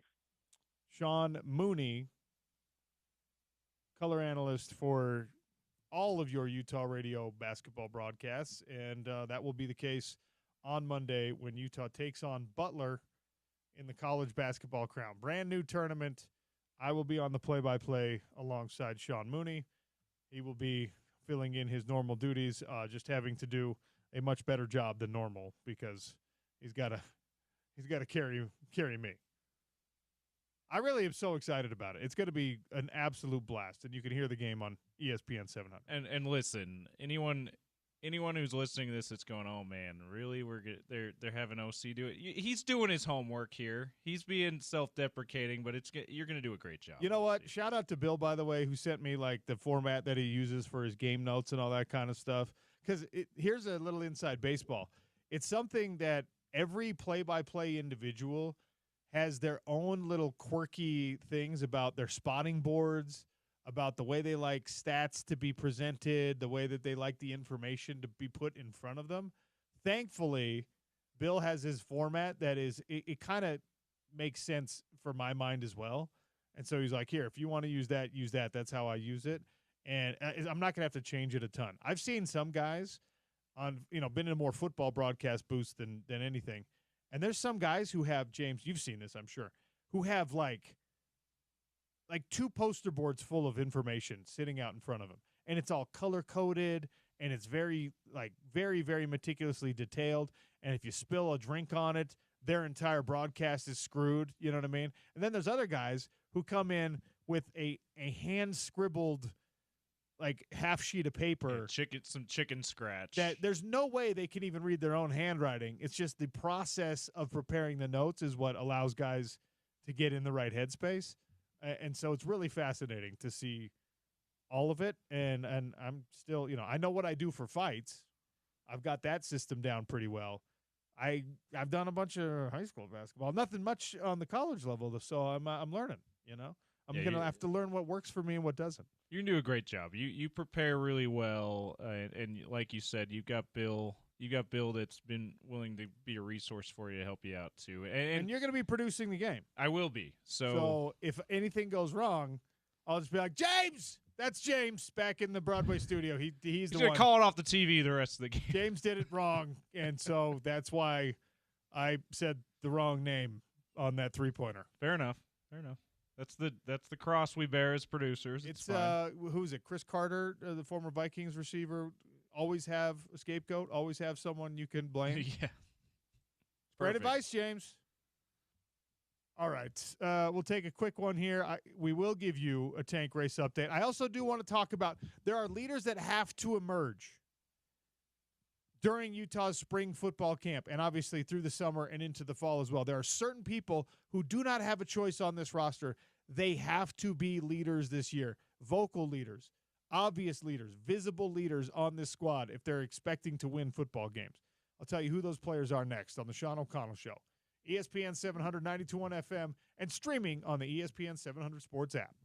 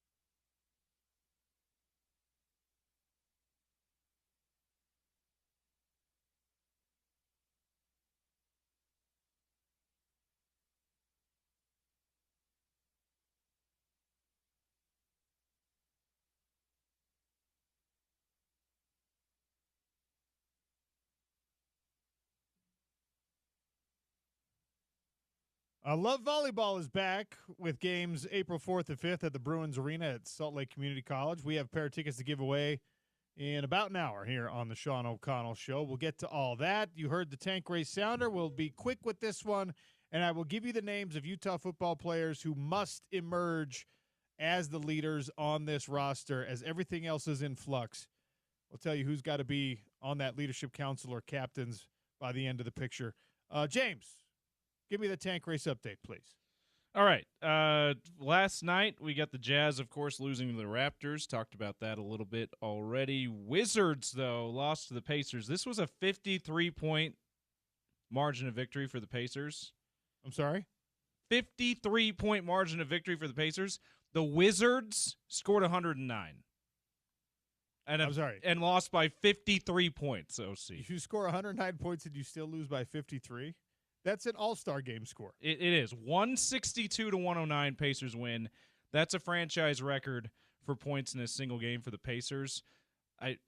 The AP story said NBA franchise record because Pacers did play in the ABA as well. So I don't know if that means that they scored more than that in ABA play. I would doubt it, though. There's no way. They just have to cover their bases and say, we know in the NBA they've never scored more than this, right? Yeah, that's what I'm thinking there. Unless they played like the Harlem, who's it? The Colonels that lose to the Harlem the Globetrotters. Washington Generals. The Washington Generals just came in for like a tune-up game. Yeah.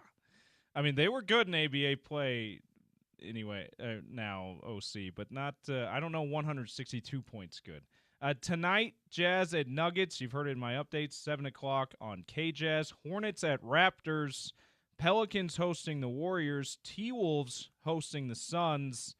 You can watch that on NBA TV, by the way, at 6 o'clock. Keep an eye on the secondary tank. And the bonus one, Clippers at Nets. They are right ahead of the T-Wolves. So that one factors into the secondary tank. What's coming up this weekend? Tomorrow, Wizards are hosting the Nets. That's a winnable game for Washington because the Nets aren't interested in winning either, OC, so we'll see about that one. Sunday, Pelicans hosting the Hornets. That's what we call a win-win here in the tank race. That either way, it provides some separation for the Jazz between the third and fourth teams in the tank race standings. So that's a great game for the tank. And another bonus one, Clippers are at the Cavs on Sunday, early afternoon. Again, factors into that secondary tank as they're really close to the T-Wolves in the standings. Tank race standings, Jazz in first still. Second day in a row, they're 16-58, half game ahead of the 16-57 Wizards. Virtual tie because they're tied in the win column there, though. Hornets are still in third at 18-54, 2.5 games back. Pelicans are still in fourth at 20-53, 4 games back. T-Wolves, where are they? They're in eighth, half game behind. 2 teams are tied for sixth. That's the Clippers and Warriors. They're about 5 games ahead of the 9th place Kings. Only 17 days left in the regular season, OC. Most teams with less than 10 games left, where the Jazz only have 8 games left. So it's coming down to the wire here in the tank race. Definitely something you want to keep a close eye on. March Madness lottery / borderline lottery pick scouting. Only one guy who falls into that category playing tonight, OC. Michigan State's Jace Richardson, son of Jason Richardson. They're playing Ole Miss, 5 o'clock on CBS. He's right on the edge of the lottery, either late lottery in some mocks, just outside the lottery in other mocks. So that's a guy, maybe if he falls a little bit, you can get him with the T-Wolves pick in the secondary tank. If you're the Utah Jazz, you don't want to fall far enough back that's a guy you're taking in the lottery, though. But still someone you might want to keep an eye on. That's your tank race update, OC. Breaking news, Jazz still stink. Just like you need them to. Just like you need them to. Oh, by the way, I have to say this have you seen the texter who really wants us to say in the pooper for Cooper? Yeah, I'm not going to say it. There you go. I just said it for you. Okay? There it is. That was for you, texter.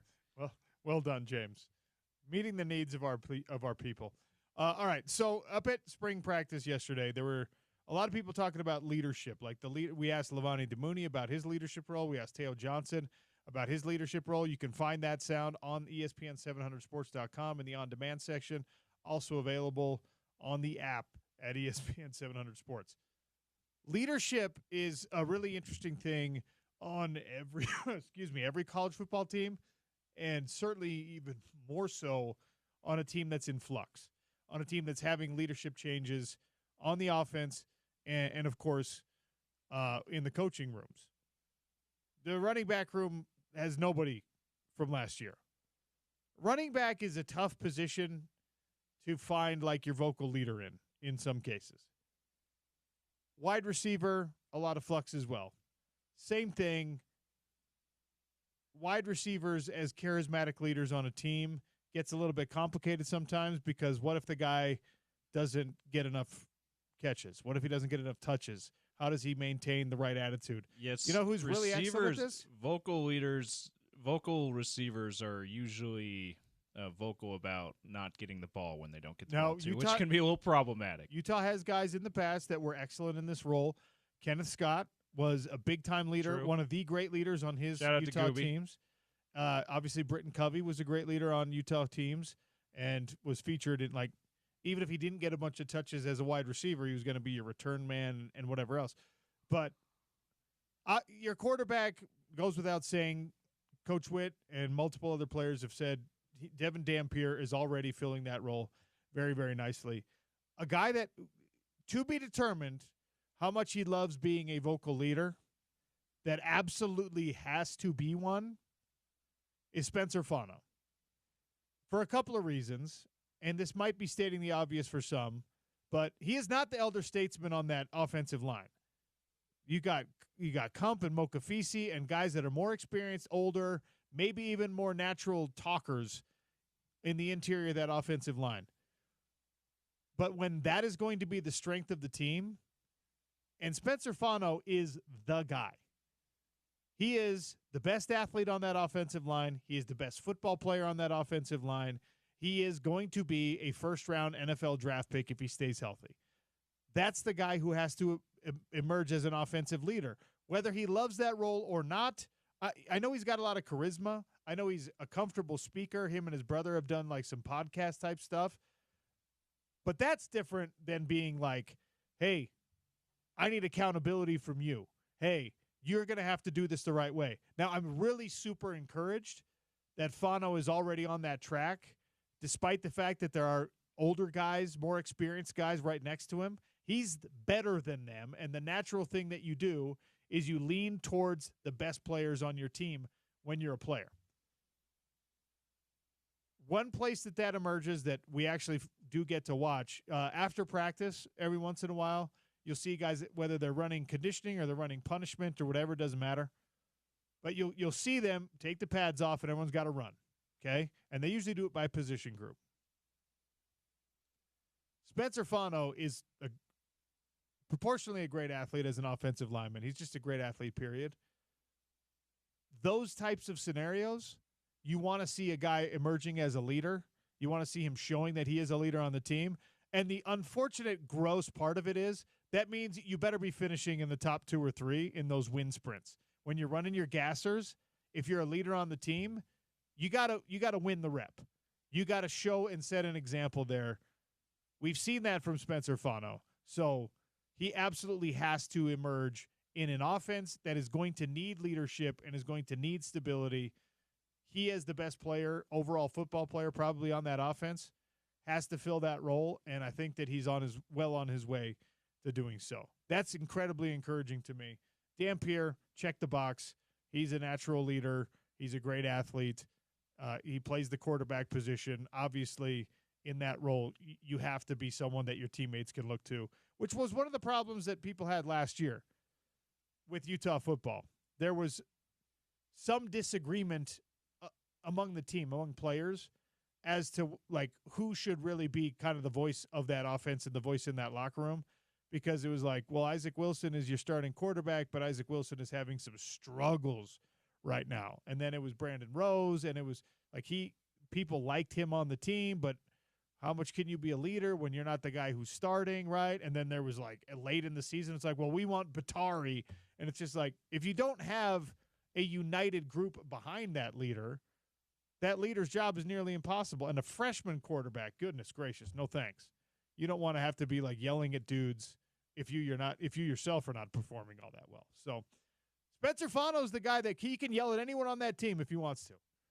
There's not a single player on either side of the ball right now who's got more bona fides heading into this season than Fano. So he's got to be like the guy. Bona fides. Good word use by you. We can use that? Let's use it. Yeah, why not? Yeah, I'm with you. He is the most talented guy on that offensive line. And it's a very talented offensive line. Yeah. So it's saying something that you can say he's the most talented guy. But as the most talented guy, you need to bring some of that vocal leadership, or even if it's majority leadership by example, you still need to have some of that vocal leadership. And we've heard the coaches talk about that's a big thing. It's probably a big thing in all football programs, but we know for sure it's a huge thing with Kyle Whittingham, with Morgan Scalley, that we don't just want you to completely go out there and lead by example. If you're looked at to be a leader on this team, we want to hear you too. Well, you got to set a tone. That's part of the Utah culture, that the guys at the top set that tone. And that's for 2 years now, the coaching staff has explained to us the difficulty of letting people know what Utah football is. Who else on the offense can stand there in front of the room, can stand there at practice in the huddle if you're having bad reps, if the drills are going wrong? Who else is better equipped to say, this is how we do things at Utah? Don't talk back. Don't give me bad body language. Stop with that garbage. Well, look, you better be a good player or people are going to roll their eyes at you. The walk-ons don't get to do it. The fourth-string guy doesn't get to do it. The second-string guy doesn't get to do it, right? And also, it's probably going to ring a little bit hollow if it is somebody who's brand new who showed up 6 weeks ago. At least in spring ball, at least till you get into camp and you've all been, pulling on the same rope for at least several months. Fano, I know you're listening. I know you're a big fan of the show. You're looking at you, man. You're the guy. Like Spencer Fano, you are the guy. Yes, the quarterback, but you're the guy who has to help teach that quarterback the Utah way of doing the leadership thing, of doing the vocal thing. You're the best player probably on the whole team. All right, got to take a break.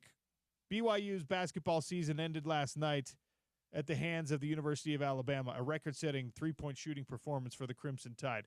Jonathan Tavernari, yes, that one, BYU basketball legend, joins us next to talk about the closing of this chapter and what is next for Kevin Young and those BYU Cougars. Sean O'Connell Show, Hour 3 next on ESPN 700, 92.1 FM.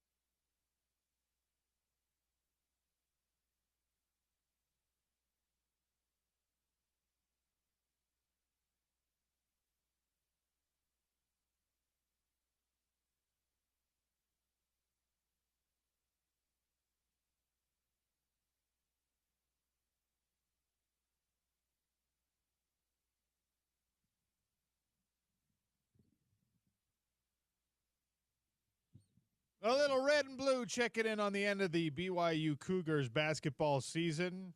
Not a bad performance by BYU at all. Just the buzzsaw of that Crimson Tide offense went even crazier than normal. 25 three-pointers hit. That is an NCAA tournament record. And we hit the over, ladies and gentlemen. 201 points scored in a college basketball game in the Sweet 16 is absolutely bananas. Joining us to talk about all of it, Jonathan Tavernari, BYU basketball legend, for the first time on the Sean O'Connell Show. JT, welcome to the show. How are you? Man, I go into a lot of shows for ESPN 700, but better late than never, man. I thought you really hated me, Sean, so I guess I'm not your naughty list no more, my man. No, listen, I'm back on the air after 7 years away, Jonathan. I mean, it's been a while since I was even in a position to have you on. So thank you for giving us some time today. Tell me how you're feeling as a BYU alum, as a BYU fan, now that this season and the magic, especially the magic of these last 6 weeks or so, has come to an end for now. I think overall as a season, BYU had a fantastic season. I mean, they did something that I never did in my career, and it has only been done 2 other times.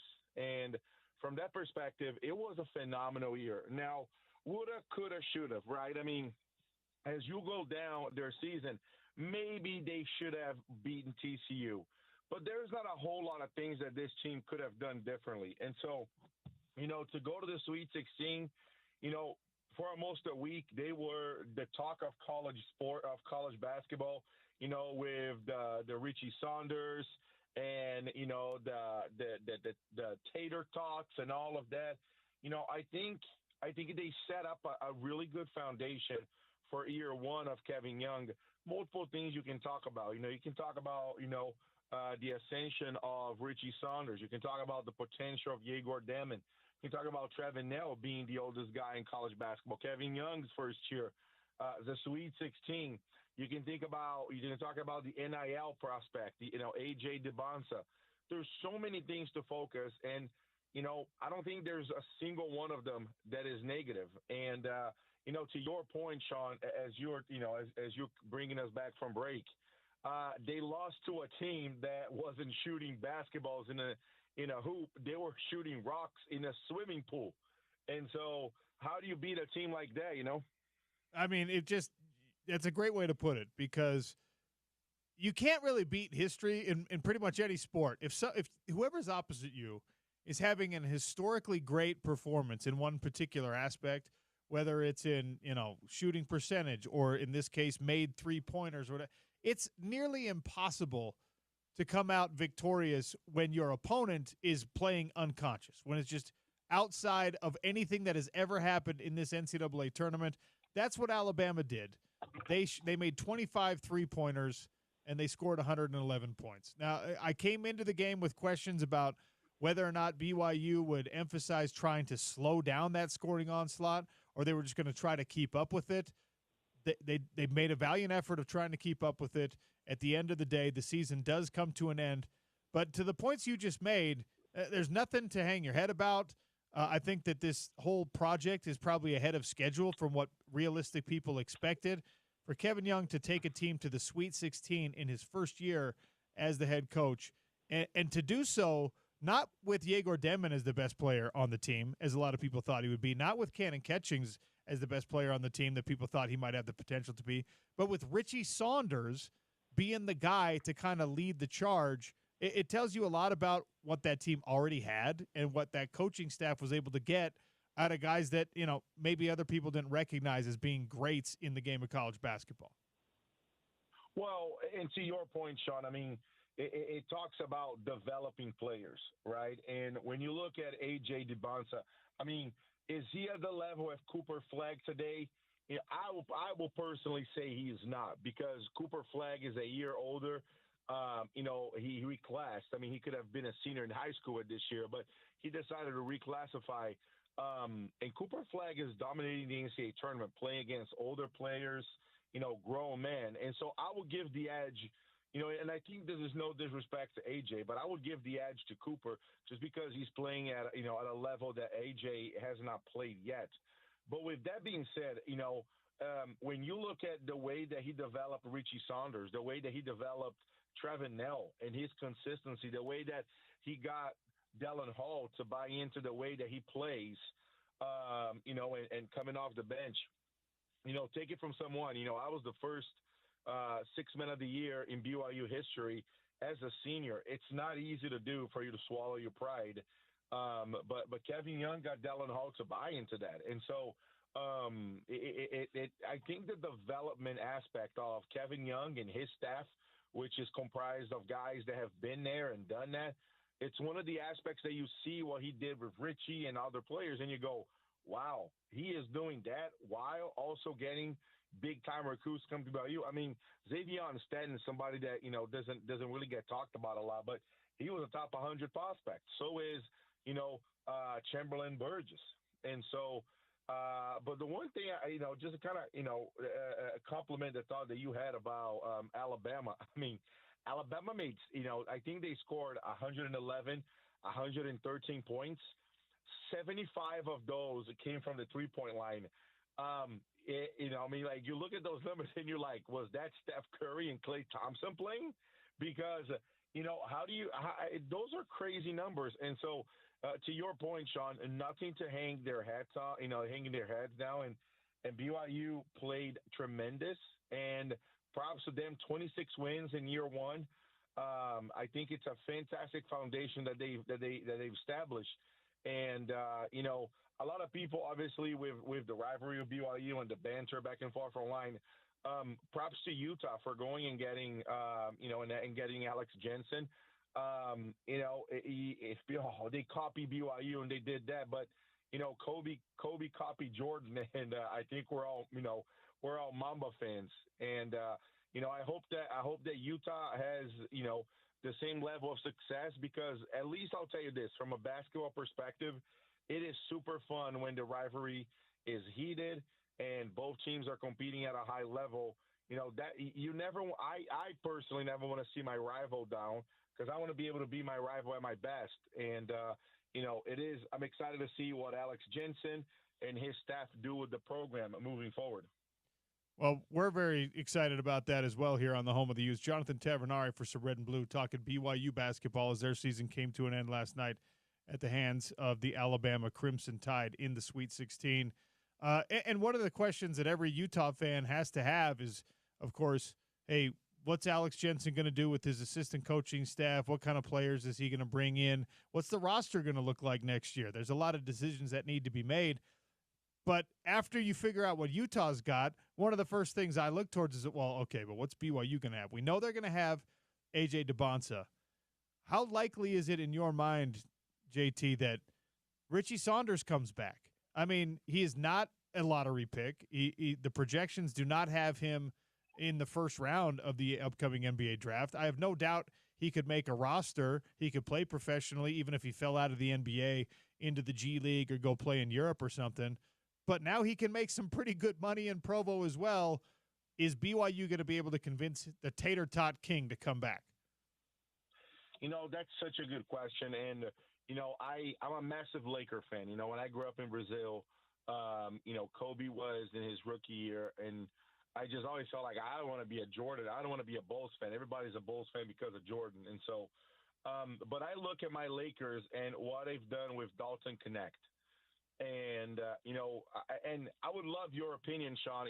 Maybe Richie is not as sharp of a shooter as Dalton is, but don't they kind of remind you of the similar type of player where they play hard? And so, I think from that perspective, could Richie be drafted late in the first round or in the second round? But the question comes back to what you just mentioned. In this day and age where we are, I don't think it's far-fetched to say that Richie could go into the portal and get upwards of $500K. You can even make the argument that there's a team out there that would pay $1 million to be able to have Richie services. And so as you look at that, is BYU that team? Would BYU pay $1 million to Richie Saunders? Because I think that's what it would take. And I think that he showed a lot of value for that team this year. Now, the payroll is already really expensive next year with AJ coming in, but you got billionaire donors now, one in particular. Would BYU be the team that's willing to pay Richie Saunders $1 million, Jonathan? Listen, aside from being good friends with Ryan Smith, and, I don't hang out with him a lot, and, he probably has a better taste in friends than me. But I will say this, and I have this with good authority, Sean. Ryan is not even one of the main guys involved when it comes to constantly putting money in at BYU. And so I want to make that clear because I have that on good authority. Now, I don't kiss and tell, but I will say this. I have seen things. I've looked at documents. I have been privy to conversations. And I want to make this clear. All right, quote me as much as you want. Ryan Smith is not one of the primary guys putting in funds at the NIL level for the Royal Collective and other places at BYU. Okay? With that being said, all right, you are correct with everything that you shared, that BYU has a lot of billionaires, with a capital B, and also with a lot of millionaires, with a massive capital M. And I think the beauty of Tom Homo, out of everything that Tom accomplished, the number one thing in my mind is he's been able to weather the storm of NIL, and he's been able to convince these donors that they are better, that BYU, that the athletic program is better off investing and donating to the collectives so they can go on and get players and do all these different things rather than investing in the athletic department directly. Okay? That is a massive, massive accomplishment for Tom Homo. But then you go, well, geez, JT, how can you do this and you can tell them to do that? Well, Sean, we are in the day and age that donating to the collective, directly impacts the university. And so as you put all of this together, I don't think BYU and the collective have a problem with coming up with $1 million, 7 figures for Richie Saunders. And I think where the program is, right? They made to the Sweet 16. Yegor Demon is going to be a lottery pick, definitely a first-round pick. They're getting the number one recruiter in the country in AJ DiBonsa. Can you just imagine that, they have success again next year and they go to the Sweet 16 or make to the Elite Eight or advance or even play for a Big 12 championship? How do you then not duplicate all of that success year after year and say Kevin Young is going to have a top 10, top 15 recruiting class? And so I do feel like BYU is the team one of the teams that would definitely fork that investment for Richie. I think it would be very well deserved because, hard work pays off, Sean. The last thing that I would share with this is last summer, I had a chance to work with a lot of the players. I worked with Yegor. I worked with Trevin. I worked with Trey. I worked with Brody. I worked with a lot of different players. And, only thing we did was shooting. And, I'm a shooter, you remember. So I worked on a lot of shooting drills, when the coaches were on off time, like when they could not only work with when they couldn't work with the coaches. Richie Saunders was in the gym every single time I was there working with the guys. He was there before everybody, and a lot of times you would leave and come back. And so Richie is getting everything he worked for. And so if he gets $1.5 million, $2 million, whatever it is that Richie gets, I will be the first one to say that boy deserved it, because I saw with my own eyes day after day after day in a summer, Richie dripping in sweat, working as hard as he possibly could with his dad, the two of them just going hard. And so I definitely think he's worth any investment that any collective make on Richie. I can't disagree. I don't think anyone should disagree, because he was the straw that stirred the drink in Provo this year with all the talent around him, and they did a great job with Kebakeda and with using Foose the right way. but Richie was the guy on that team. And Kevin Young deserves credit for recognizing that and putting the ball in his hands when he has a potential lottery pick in somebody like Yegor Demon. He just recognized what was going on. So selfishly, I hope Richie Saunders goes somewhere else because it makes Utah's life a little bit easier. I hope he goes and explores some professional opportunities or whatever. Before I let you go, I want to ask you this. I put this question out in a Twitter poll because one of the things that could bring a Richie Saunders back, and honestly anyone who's considering BYU, right, is the idea that, well, with us all together, with A.J. DeBonsa and with Kevin Young and with Richie Saunders and with whoever else all together, suddenly a championship is a more realistic possibility. Whether you call it a regular season championship in a very tough league, a Big 12 championship, look, a national championship in college basketball might be too much, but why not a run to the Elite Eight if you got there to the Sweet 16 this year? Why not a Final Four run if AJ is all that he lives up or all that he promises to be? How much money, JT, is a college championship, the opportunity to chase greatness and legend status in Provo? How much money is that worth to somebody like Richie? Because he will get offers from somebody. Duke's going to call him or Houston's going to call him or whoever. They're going to be like, hey, man, if you can't get 1.5 or 1.2 out of BYU, you can get it from us. How much is being a legend in your own town or being a legend at your own university and maybe being part of something truly special? Because they're capable of that next year if he comes back. How much is that worth monetarily? Because the NBA could be calling, pro opportunities could be calling, the transfer portal could be calling. How much money would you sacrifice to be a lifelong legend at BYU? So I apologize, Sean. So I will say this because I personally went through this. So, I'm from Brazil. My dad's side of the family's from Italy. My grandpa was born in Italy. My dad's full-blooded Italian. I'm half Italian. I have an Italian citizenship. You also know that, when I was in college, along with Kepke, I forgot, I think it was Tyler Kepke that played at the U. We were some of the only collegiate players playing for our national teams, right? And after my junior year, I averaged about 15, 16, and 8 at BYU. After my junior year, I had offers to go overseas. I had 7-figure offers for 3 years, 4 years. I was never at a place that I could potentially be drafted, right?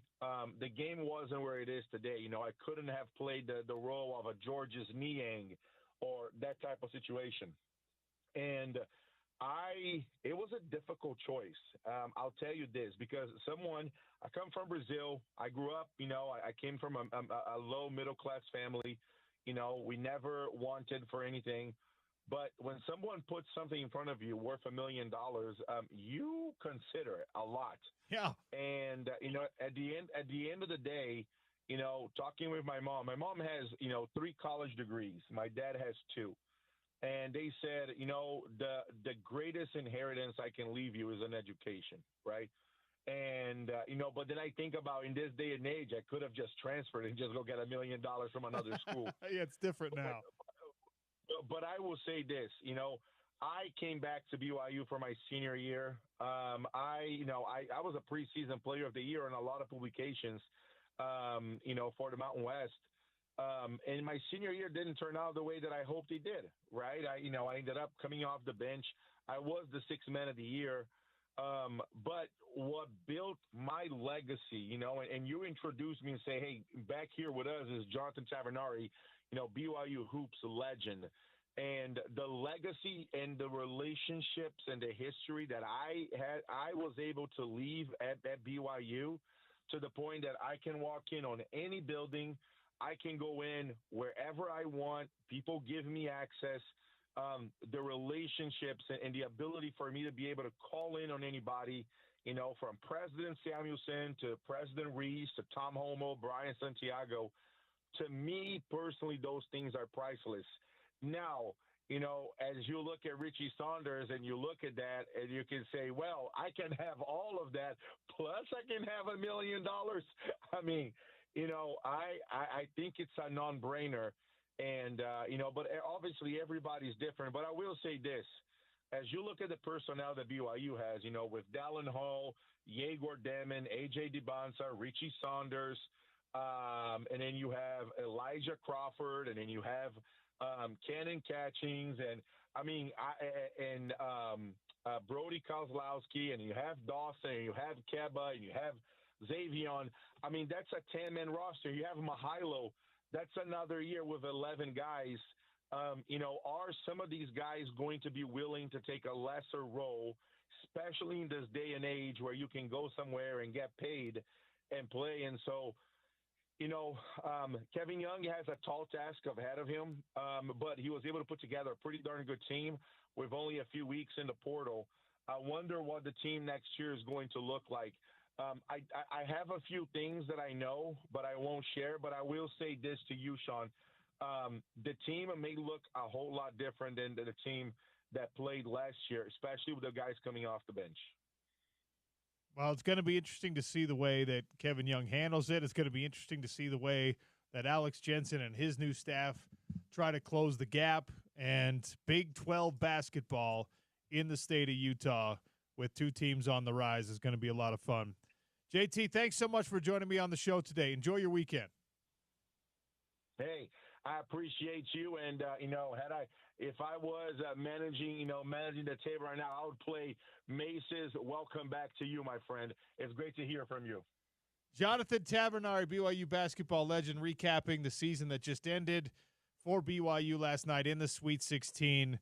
And look, JT's the right guy to talk about that kind of stuff because he did have different opportunities in a different era, certainly, but he had different opportunities than like a lot of the domestic players, a lot of the guys that were homegrown, so to speak, as an Italian citizen, a Brazilian citizen.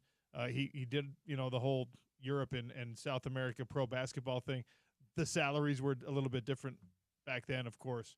But, these guys have options now. And I wonder how many of BYU's players, BYU's depth, are getting phone calls from Wes Wilcox right now. I wonder how possible it is for the University of Utah, because they are going to have to emphasize, right? They're going to have to emphasize A.J. DeBonsa and his pay. They're going to have to emphasize Richie Saunders. They're trying to get him to come back. They're going to have to emphasize some of the guys who proved themselves this year. And they have some depth at BYU that could help out Utah. Can you snatch a couple of their promising young talents away who've already established that they like living in Utah and maybe want to come just 45 minutes north? Why not? Big thanks to JT. All right. Airing of grievances is coming up next. 877-353-0700. And some breaking news about Utah basketball as well. You might not love it. It's the Sean O'Connell Show, ESPN 700, 92 on FM.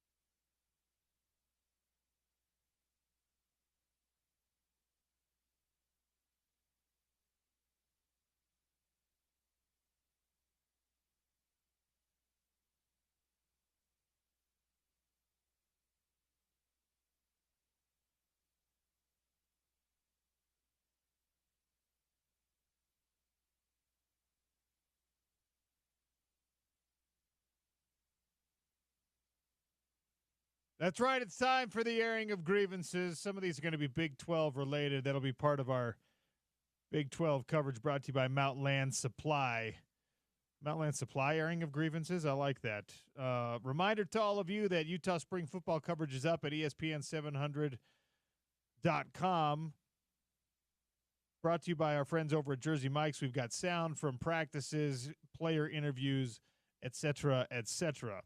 All right, James Peterson is going to air his grievance. First, I have some breaking news for you that I don't love having to share. Utah women's basketball with some unfortunate news. Gianna Neepkins, who has emerged, and especially while Kennedy McQueen was injured this year, as the best player for Gavin Peterson and his squad this year. Gianna Neepkins, after a great career at the University of Utah, is entering the transfer portal. She put a release out on her own social media, complete with custom graphic, and thanked Utah for her time, et cetera, this typical stuff. But she's entering the transfer portal and exploring the unknown. I think there will be a market for her services, very definitively. Excellent player in Big 12 basketball, excellent player in Pac-12 basketball, and every roster in the country is looking to get better. So Gianna Neepkins will have some suitors. Yeah, one of the best Big 12 players, one of the best players in the Big 12, certainly one of the best in the Pac-12 before that. Obviously, she was the second best player on her team in the Pac-12 years because of how good Alyssa Peely was, but she was still one of the best players, certainly one of the number two players on a Pac-12 team. If you're second best to Alyssa Peely, then you're pretty dang good. You're pretty good. So this is going to be. It's an understatement to say this is going to be a big loss. Yeah, this is a massive loss for Gavin Peterson and Utah women's basketball. I believe they're bringing in, if not their highest ranked recruiting class, one of the on the short list of highest ranked recruiting classes in program history, though. So hopefully that recruiting class and emergence of really talented players who had really good years like Maddie Wilkie and others that they can convince to stay with the program. Hopefully that will more than make up for losing Gianna Neepkins, but it's going to be a tall task for Gavin Peterson. It's the current environment in college hoops and in college sports in general. You have to wish her well. You have to thank her for her contributions, and then you have to try to get better without her. That's just how it works right now in college hoops. And she is a grad student, so I wouldn't be surprised if the opportunity that she ends up exploring actually does have an educational slant to it. I don't know what Gianna Neepkins is looking for in terms of a master's degree or an advanced degree. But did she tell us she's psychology major? We had a few of the players on this year. I think she might have been the one who told it, because we asked a lot of them what they're studying. Well, if you're a psych major, you better get that advanced degree, because you can't get a job with an undergrad psych degree unless you want to work at a prison. Could be confusing it with some of the other Utah women's basketball players we had on the program, but I want to say she said that she's a psych major. All so right, well, yeah, I'm resisting the urge to air a grievance with that whole thing, because it's just part of the deal. But time for the airing of grievances. James has a pretty detailed one, so I'm gonna go first, and then we can get into yours. Okay. I have a couple. I can do shorter one first, and then more. 877-353-0700 for you to air your grievances. Already somebody aired a grievance with me for being too nice to BYU today, so they're really gonna love your grievance. They are. Texter 4120 is gonna love your grievance. The grievance I have. We've discussed this on the show before. The JFK files have been declassified. 60,000 pages, right? There were people out there who thought it was just going to be written in bold on one of these reports that, like, hey, this is what happened. There was a second shooter. No, it wasn't quite like that. I will say this, though. If you've gone through all 60,000 pages, congratulations. I certainly have not, but I have gone down a rabbit hole on some of the findings and some of what has come out, some of the most interesting stuff. Here's what we know, okay? My grievance is aired with the idea that people are still denying the United States government's involvement in this thing. there are transcripts of Lyndon B. Johnson and Richard Nixon being recorded saying they think that the CIA killed Kennedy. Those guys were presidents of the United States, by the way, in case you're wondering. Yeah. And also, there is, within these released declassified files, there are hundreds and hundreds of pages on a particular asset that was under the supervision of one spy for 4 years. Guess who that particular asset was? Lee Harvey Oswald. Oh, okay. Yeah. There was never a time in his adult life that he was not under constant surveillance and supervision of the CIA and the United States government, except magically he just snuck into a book depository with a clear shot at the President of the United States. People, the grievance is with, obviously, the 1960s power structure of the government, and now just pretending that this wasn't completely an inside nefarious job. If you thought that they were going to have in bold print, this is who did it, you weren't going to get anything special. But you can read between the lines in these declassified documents, and you will find a lot of reasons to not trust what's going on in the intelligence communities. That's a grievance. Well, also, Zoolander already told us about the conspiracy with JFK's murder. It's all male models. Male models have been behind every major hit in the last 250 years. OC grievance from 1624. Is it just me, or did the refs for the Duke Arizona game try as hard as they could to give Arizona the game? Consistency, please. I feel if things were called evenly, it would not have been a close game. A little bit of an outdated grievance if he's talking about the Duke Arizona game. Sorry, did you say BYU Arizona? No, he said Duke. Okay, Arizona. My bad. Just from last night. My James. bad. I was thinking I had BYU in my head. 1624, because I'm grievance feeling on me. Because I'm feeling conspiratorial today. You're absolutely right. The refs wanted that game to be a little bit closer. Now, they couldn't do enough to overcome the trifecta of Knipple and Mawatch and, of course, Cooper Flagg. But they did want to make that game closer down the stretch, because Duke twice in the final 10 minutes were in danger of pulling away and making it a double-digit, kind of an easy ride. So, yeah, I think that there were some – I don't think it's deliberate. I always think it's subconscious. But I think everybody, including referees, want a good game. And I think that when you've got a whistle, it would be really, really hard not to fall victim to the temptation of just I can give a couple points here. So I think that's a relatively valid grievance. Grievance on me for my listening skills. Yes. Should I go with the shorter one, or should I go with the one that our texter's really going to like? Well, go with the shorter one, and we will finish with the one that your texter's going to, because the shorter one is a grievance. It's a co-grievance. It needs to be aired. It's a co-grievance. And it's getting it's more than a week old, the news anyway, so I feel like we need to get it in today. Did you hear that St. George is building a power station?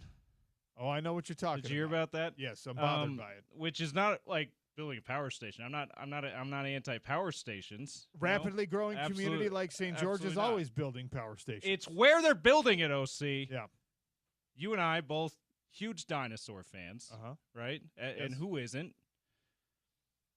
They're building it on a spot where the vast majority of the dinosaur discoveries, tracks, fossils, other plant life, from the Jurassic periods and beyond. Old sea creatures, like proto-mammals, yes. Yes. They're building it on top of that spot where most of those discoveries have been made in St. George. Anyone who's been to St. George probably knows about the Dinosaur Discovery Site Museum that's not far from where this substation is going to be built. Yep.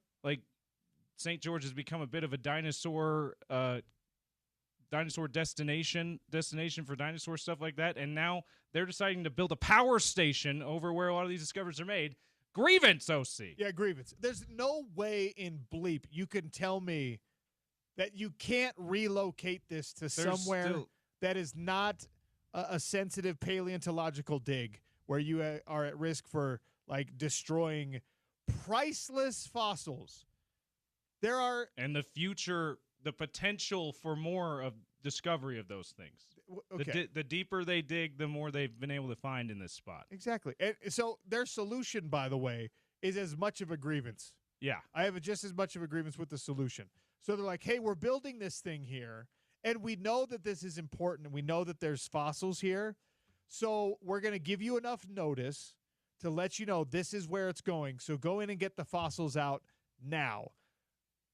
They did not give anywhere near enough time because fossil digs, in case you didn't know, it takes years to do excavations properly. Like if you find a good specimen that is actually embedded in rock, that is not in some silty sand sediment kind of a situation, it takes years to properly extract that thing and to make sure that you get things out without damaging them and that you cast them properly and you send them off to the right research institutions and things like that. It takes years, which is why the Natural History Museum at the University of Utah, which is one of the best in America, will constantly be rolling out discoveries, and then you go up there and you're just like, oh my gosh, they found a new ceratopsian. This is amazing. They're like, yeah, it is brand new to science 5 years ago.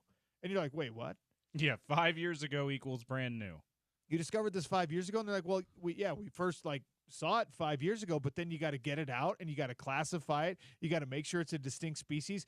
This whole thing takes time. By the way, these creatures died millions and millions of years ago, and now we're like, hey, you got 3 months to get them out. So the solution is that they're like, hey, we need volunteers. Come down with your backhoes. Come down with your pickaxes. And as awesome as this is to get the community involved, do we think that the random guy who knows how to dig post holes with his backhoe is the right person to be digging into the rock to get the fossils out? Are they going to do it delicately enough? I don't think so. This is so stupid. The other part of this that's ridiculous, as someone who's from St. George, and even with the development boon they've had, there's so much open space in and around St. George. So much open space. Yes. You put it somewhere where nothing is. How about that? Okay, 1664 airing agreements with Lowry Markkanen trade rumors. Is it true we would trade Lowry Markkanen if we can draft Cooper Flagg? Why would we do that? I'll tell you why you would do that. I don't love the idea any more than you do, but drafting Cooper Flagg does not make you a contender in the West. It gets you a little bit closer to being a contender in the West. At most, you're contending for a play-in spot. And look what happened. At most. The San Antonio Spurs drafted Victor Wembanyama 2 years ago. Are they a contender in the West yet? They even traded, right after they traded for De'Aaron Fox, Wemby went down with the blood clot season-ending injury, but they were not even in the play-in when they traded for De'Aaron Fox, and they're not going to be in the play-in, yeah. I'm with you. Cooper Flagg, let's do this. All in. He's going to change the future, but not by himself. He's going to need help. And there is a school of thought that, especially with what has happened this year with Lowry Markkanen not playing enough and tanking and all that kind of thing, that there are teams that value him more in the now, and you could get a bunch of assets to add. I don't love it because you're kicking the can further down the road. Lowry Markkanen and Isaiah Collier and Walker Kessler and Cooper Flagg, I think is like a play-in tournament at least type of roster. And if you take Lowry Markkanen out of that picture and you're taking Jordan Clarkson out of that picture as well, now you're like, okay, Cooper Flagg. Similar to this season. Yeah, Cooper Flagg, he's the tip of the spear, but it's going to take 3 more years before we surround him with the right amount of talent. I don't love that. That requires too much patience. But Lowry Markkanen means a lot more to the Golden State Warriors right now, who are trying to keep the Steph Curry window open, than he means to the Utah Jazz, who could potentially see the starting of an open window if they can get Cooper Flagg. It's just the timing doesn't line up right. That's how I see it anyway. Yeah, thanks for the grievance. Doesn't mean that the Jazz don't value him enough that if they don't get the trade offer that they absolutely want, that they wouldn't keep Lowry. Yeah, and he'd absolutely. still be in it. So I wouldn't say just because you're hearing rumors that means he's gone.